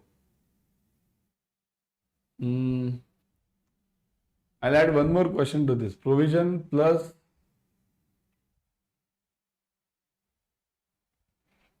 what is the amount of risk weight? Risk weighted asset. Okay, let's see. Risk weight. What is the amount of risk weight? Two questions are there now. What is the amount of provision and what is the amount of risk weight? Try this. Everyone try this. First, you give me the answer. Total is 890. Correct, Sri Harsha. Correct? Yeah.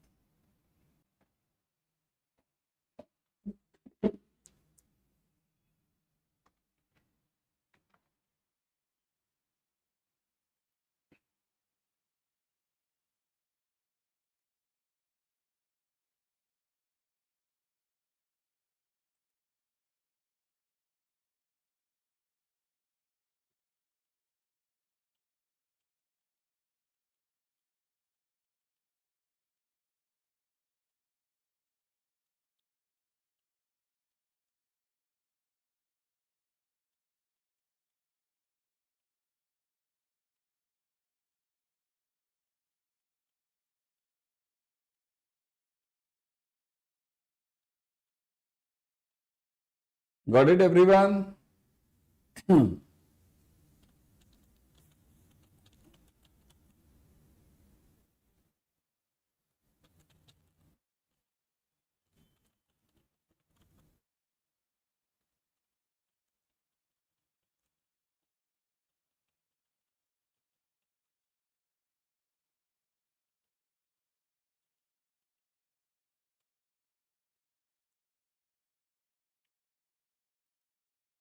Got it? Provision, what are you getting? 19.5. Okay, let me see. Provision 27. Okay, let's see. See this. What is given? Doubtful is there. For less than 1 year means D1. This is in D1 category. Okay. What is the provision for D1? D1 category is 2500, right? 25 and 100, right? 100 for unsecured, 25 for secured, right? 25 for secured, 100 for unsecured. Now let's look at it. What is the doubtful loan amount? Balance of 70 lakh. So loan is 70 lakh. Okay. Let's write it over here. Loan 70 lakh. Then what is the security? Security is 50 lakhs. Collateral. Collateral equals to 50 lakhs. Okay. So what does it mean? My unsecured loan is how much? Unsecured. So now secured loan is 50 lakhs. Okay. Unsecured loan is unsecured. Unsecured loan is 20 lakhs. 20 lakhs. Secured loan is 50 lakhs. Unsecured loan is 20 lakhs. Okay. What is the provision for secured? Secured is very simple. 25%. So this into 25%. So that is equal to 12.5. Now what is unsecured? Unsecured is 20 lakhs, but it is having a CGTMSC cover. So insurance is there. So insurance is what? Insurance is 65%. So 20 lakhs into, again see this. This will be insurance. Insurance is 20 lakhs into 65%. So it is what? 65 into 20. 13 lakhs. 6.5 into 2. 13, right? 13 lakhs is insured. So no provision required. See, whenever I am getting the money from insurance, why should I make a provision? So 13 lakhs is gone. So remaining is what? 7 lakhs. So unsecured is what? Unsecured equals to 7 lakhs. So unsecured is 7 lakhs. Okay? Unsecured is 7 lakhs. Got it? So unsecured is 7 lakhs. Now this 7 lakhs will need a provision of 100%. So complete provision of 100%, 7 lakhs. So what is my provision total now? 12.5 over here plus 7 lakhs over here. Total provision becomes 19.5 lakhs. Okay?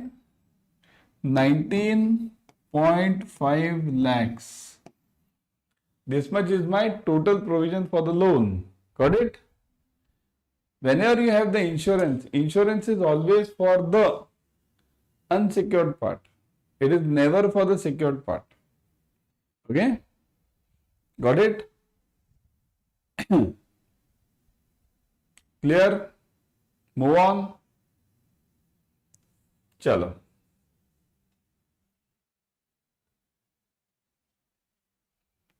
Asset in doubtful 2 category, rupees, what is this? 1 lakh, no, 10 lakh, rupees 10 lakh. Asset in D2 category, rupees 10 lakh. Realization value of the security is 6 lakh. Calculate the provision required. Oh, one more point was remaining, na? This one more I had asked you. You didn't reply this. Risk weight. What is the risk weight to this? Nobody questioned on this. What is the risk weight? The risk weight on this is? Can anyone give me the risk weight on this? Risk weighted asset or risk weight on this? The risk weight on this is, see, this is 25%. So this will come between 20 to 50. So risk weight will be 100 over here. Okay, risk weight will be 100 over here, right? So risk weight over here will be 50 lakhs. RW is 50 lakhs for secured portion. For unsecured portion, insurance is 0. Don't take any insurance. Unsecured is 7 lakhs. So the provision is 100%. So your risk weight will be 50%. So 7 lakhs into 50%, 3.5 lakhs. So risk weight will be 50 plus 3.5. 53.5. Getting this, everyone? See, understand the meaning of risk weight. As the provision goes on increasing, the risk weight goes on decreasing. Okay? So, if my provision is less than 20%, my risk weight is 150%. If my provision is 20 to 50%, means 49.99. If my provision is 20 to 49.99, my risk weight is 100%. And if my provision is greater than 50%, my risk weight is 50%. Remember these figures by heart, because you will get a question on this. Okay? You will get a question on this. Don't forget this. Remember the figures by heart. Got it, everyone? Clear? Clear, everyone? So risk weight over here is 50 and 3.5. So 53.5 is my RWA, risk weighted asset. 50 and 3.5. 53.5 is my risk weighted asset. Got it, everyone? Insurance, don't take it. Okay? Move on.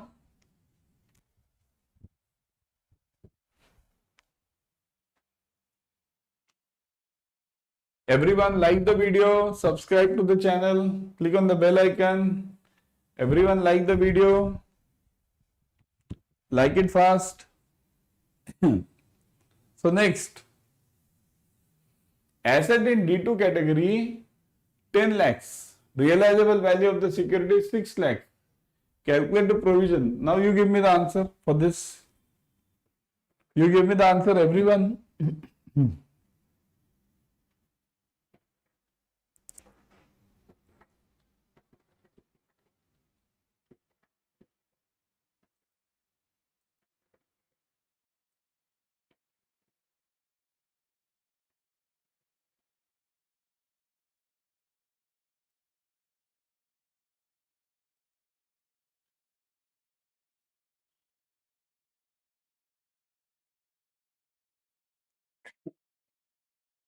Yes? Check the answers, everyone.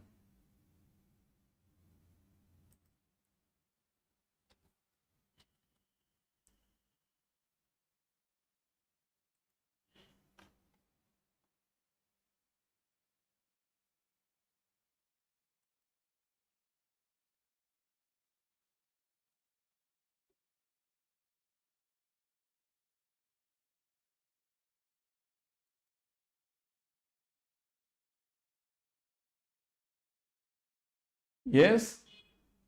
What is the answer now? 6.4. Okay, this one. Let me see. 6.4. Oh, asset in D2 category. Realizable value is 60 lakhs. Provision requirement is provision, na? D2 category. Doubtful 2. D2 means what? D2. Okay, 40-100. Right? 40-100. So 40 is for secured, unsecured is 100. What is the security? Realization value of the security? 6 lakhs.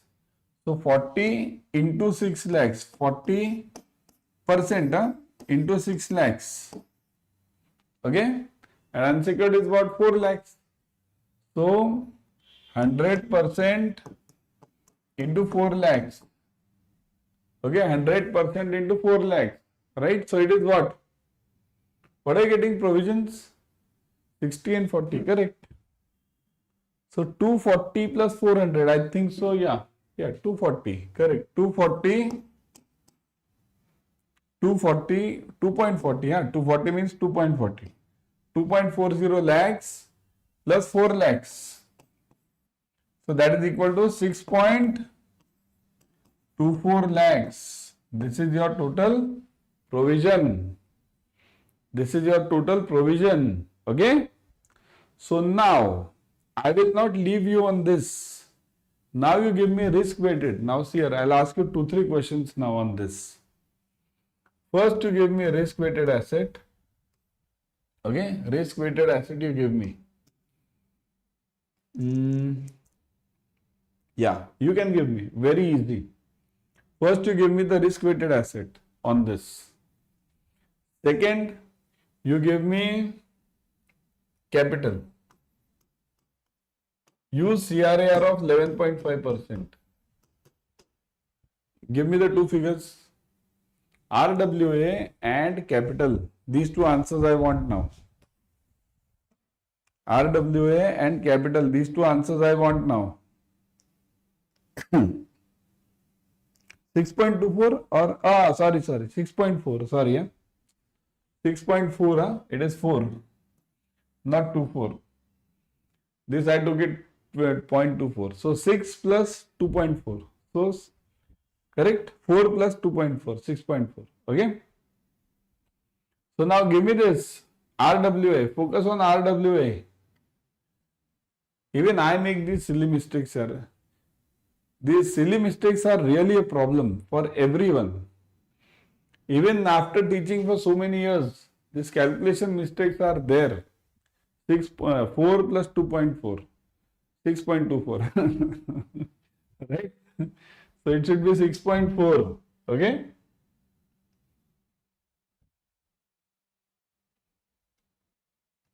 Thank God I have cleared CAIIB. Right? Thank God I have cleared CAIIB, right? That's why no problem, right? So capital, what are you getting? 56. Okay, let me see. Capital or RWA? Chalo, let's see this. 40% is your provision. So 20 to 50, so 100% will be your risk weight. So RW over here will be RW, risk weight. RWA, let's call it. Risk weighted asset over here will be 6 lakhs, right? This 6 lakhs and provision is 40%. So 20 to 50, it is in that range. So your risk weight will be 100%. So it is 6 lakhs over here, 6 lakhs, right? This is 6 lakhs. Okay. What about this? This is 100% provision. So your risk weight will be half, 50%. So here it will be 2 lakhs. Getting this? This 4 lakhs and 2 lakhs. So now you got it. Total RWA is what? 6 plus 2, 8 lakhs. 8 lakhs is my total RWA. My total RWA is 8 lakhs. How much did you get, guys? How much did you get this? Did you get it 8 lakhs? Yeah? Did you get it 8 lakhs?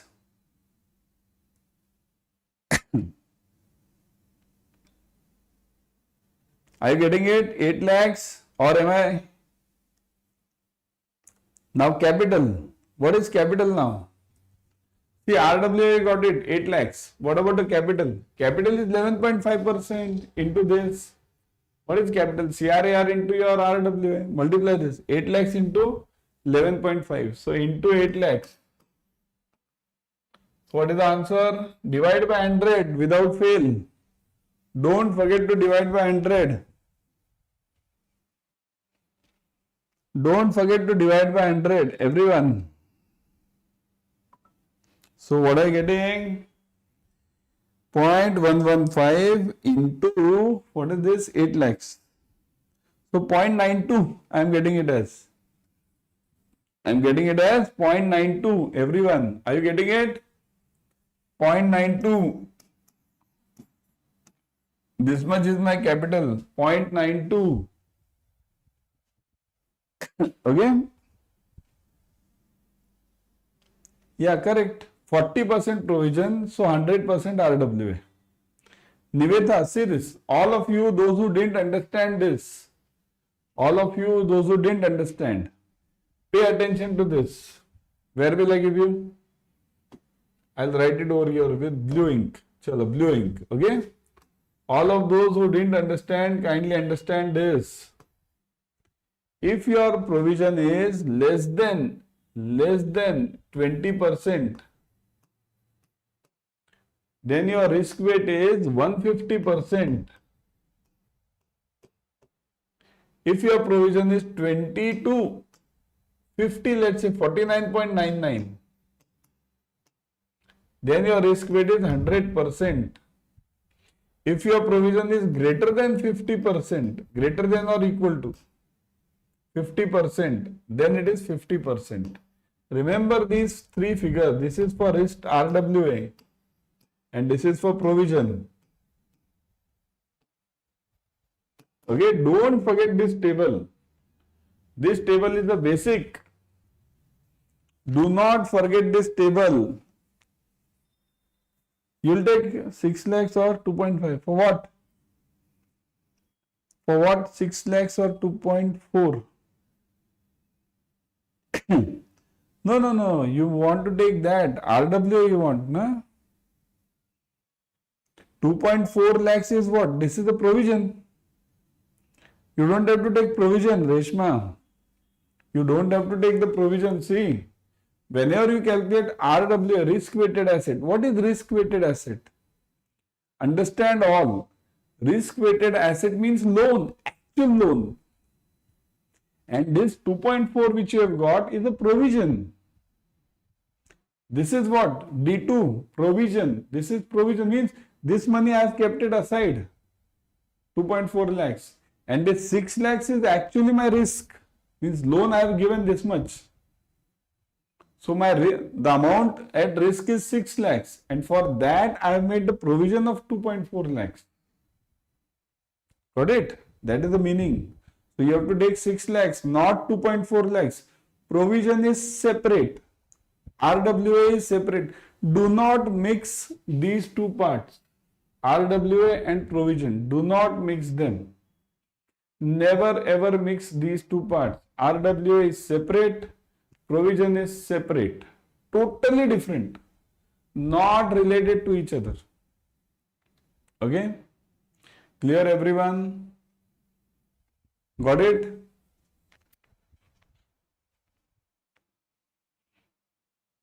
Yeah, you have to take entire secured for RWA calculations. Secured also, unsecured also. Yeah, don't take on provision. See, keep the things separate. Provision is separate and your risk is separate. Okay? Got it everyone? So capital blah blah blah gone. Capital is done. 0.92. Now you give me maximum T2 capital in this.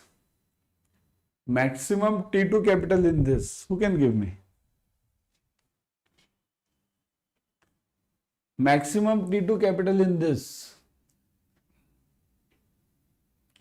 Who can give me maximum T2 capital? Maximum T2 capital now.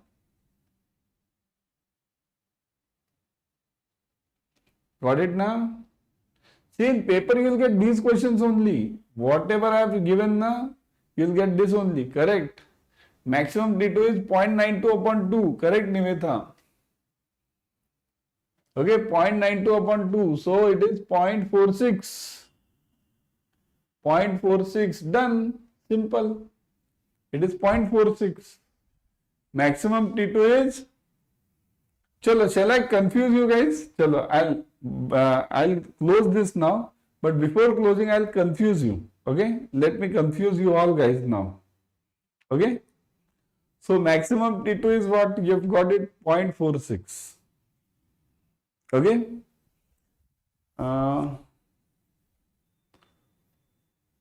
Okay? Now you give me what should be not maximum. General T2, what should be there in this capital? General T2 means maximum is separate. Maximum means what? In the end, when everything is gone bad, at that time maximum T2 will be 0.46. But now I don't want maximum T2. I want only normal T2. What should be there in this 0.92? Now let me see.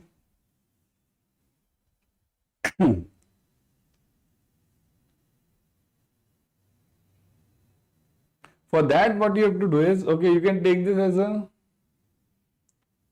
नहीं ठीक है leave it चलो leave it you all will get confused. See, I'll give you a simple clarification in this. Maximum part is separate. See, normal part is separate and maximum part is separate. Maximum T2 means minimum T1. See, I'll show you. Okay, just give me 1 minute. I'll clarify some doubts in your minds. Okay.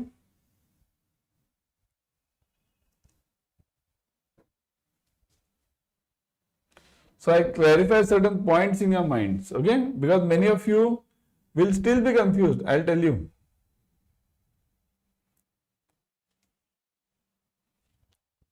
See this, I'll clarify certain points about this capital, maximum, minimum, okay? First you understand, whenever you have a capital of, let's say, any X, suppose let's say you have 100 rupees capital. You have 100 rupees capital, rupees 100 capital, okay? So in that, minimum T1 should be 50%, maximum T2 should be 50%, okay? This is a basic rule. Minimum and maximum rules are this. But generally, see, these are extreme cases, extreme. In the end, generally what happens? Generally is the same rule which we followed earlier. T1 is 7%, T2 is 2% of CRAR. See, now this is for CRAR. This is not directly for capital. So from this 100 rupees, you will have to calculate CRAR, capital upon RWA, and then multiply this with 7 and 2. To understand the two differences, this is extreme case. In exam, they will ask you this only. In exam, they will not ask you this. If they ask you this, they will clearly mention, we want CRAR. These rules apply for CRAR only. This rule will not apply for total amount of capital. This will never apply for rupees. See this. One more I'll clarify. This will never apply for rupees. This will apply for rupees. Always. Whenever you have rupees given something, apply this. Whenever you have given CRAR percentage, apply this. Clear? Plus that 2.5% CCB. Okay, so that total becomes 11.5. Got it clarity now? Okay, got the clarity? Okay. See, it is 7 plus 2 always. These two are added. These two are added, and this is last one. 2.5 is for extra giving. 2.5% extra. Okay. Got it now? Everyone clarity in this? Chalo, we'll stop over here today. Tomorrow again we'll meet at the same time. Okay, tomorrow again we'll meet at the same time. Okay, 6 p.m. in the evening. Okay, tomorrow I'll be covering some Forex numericals. Forex. Today I didn't cover Forex. Only one I covered, that NRI case study. Tomorrow I'll cover some Forex numericals. And LC also. Okay, tomorrow LC and Forex. Two things. Main. The remaining will also be there, but two main parts are Forex and LC. Very important parts. So tomorrow don't miss this. Okay? Chalo, bye everyone.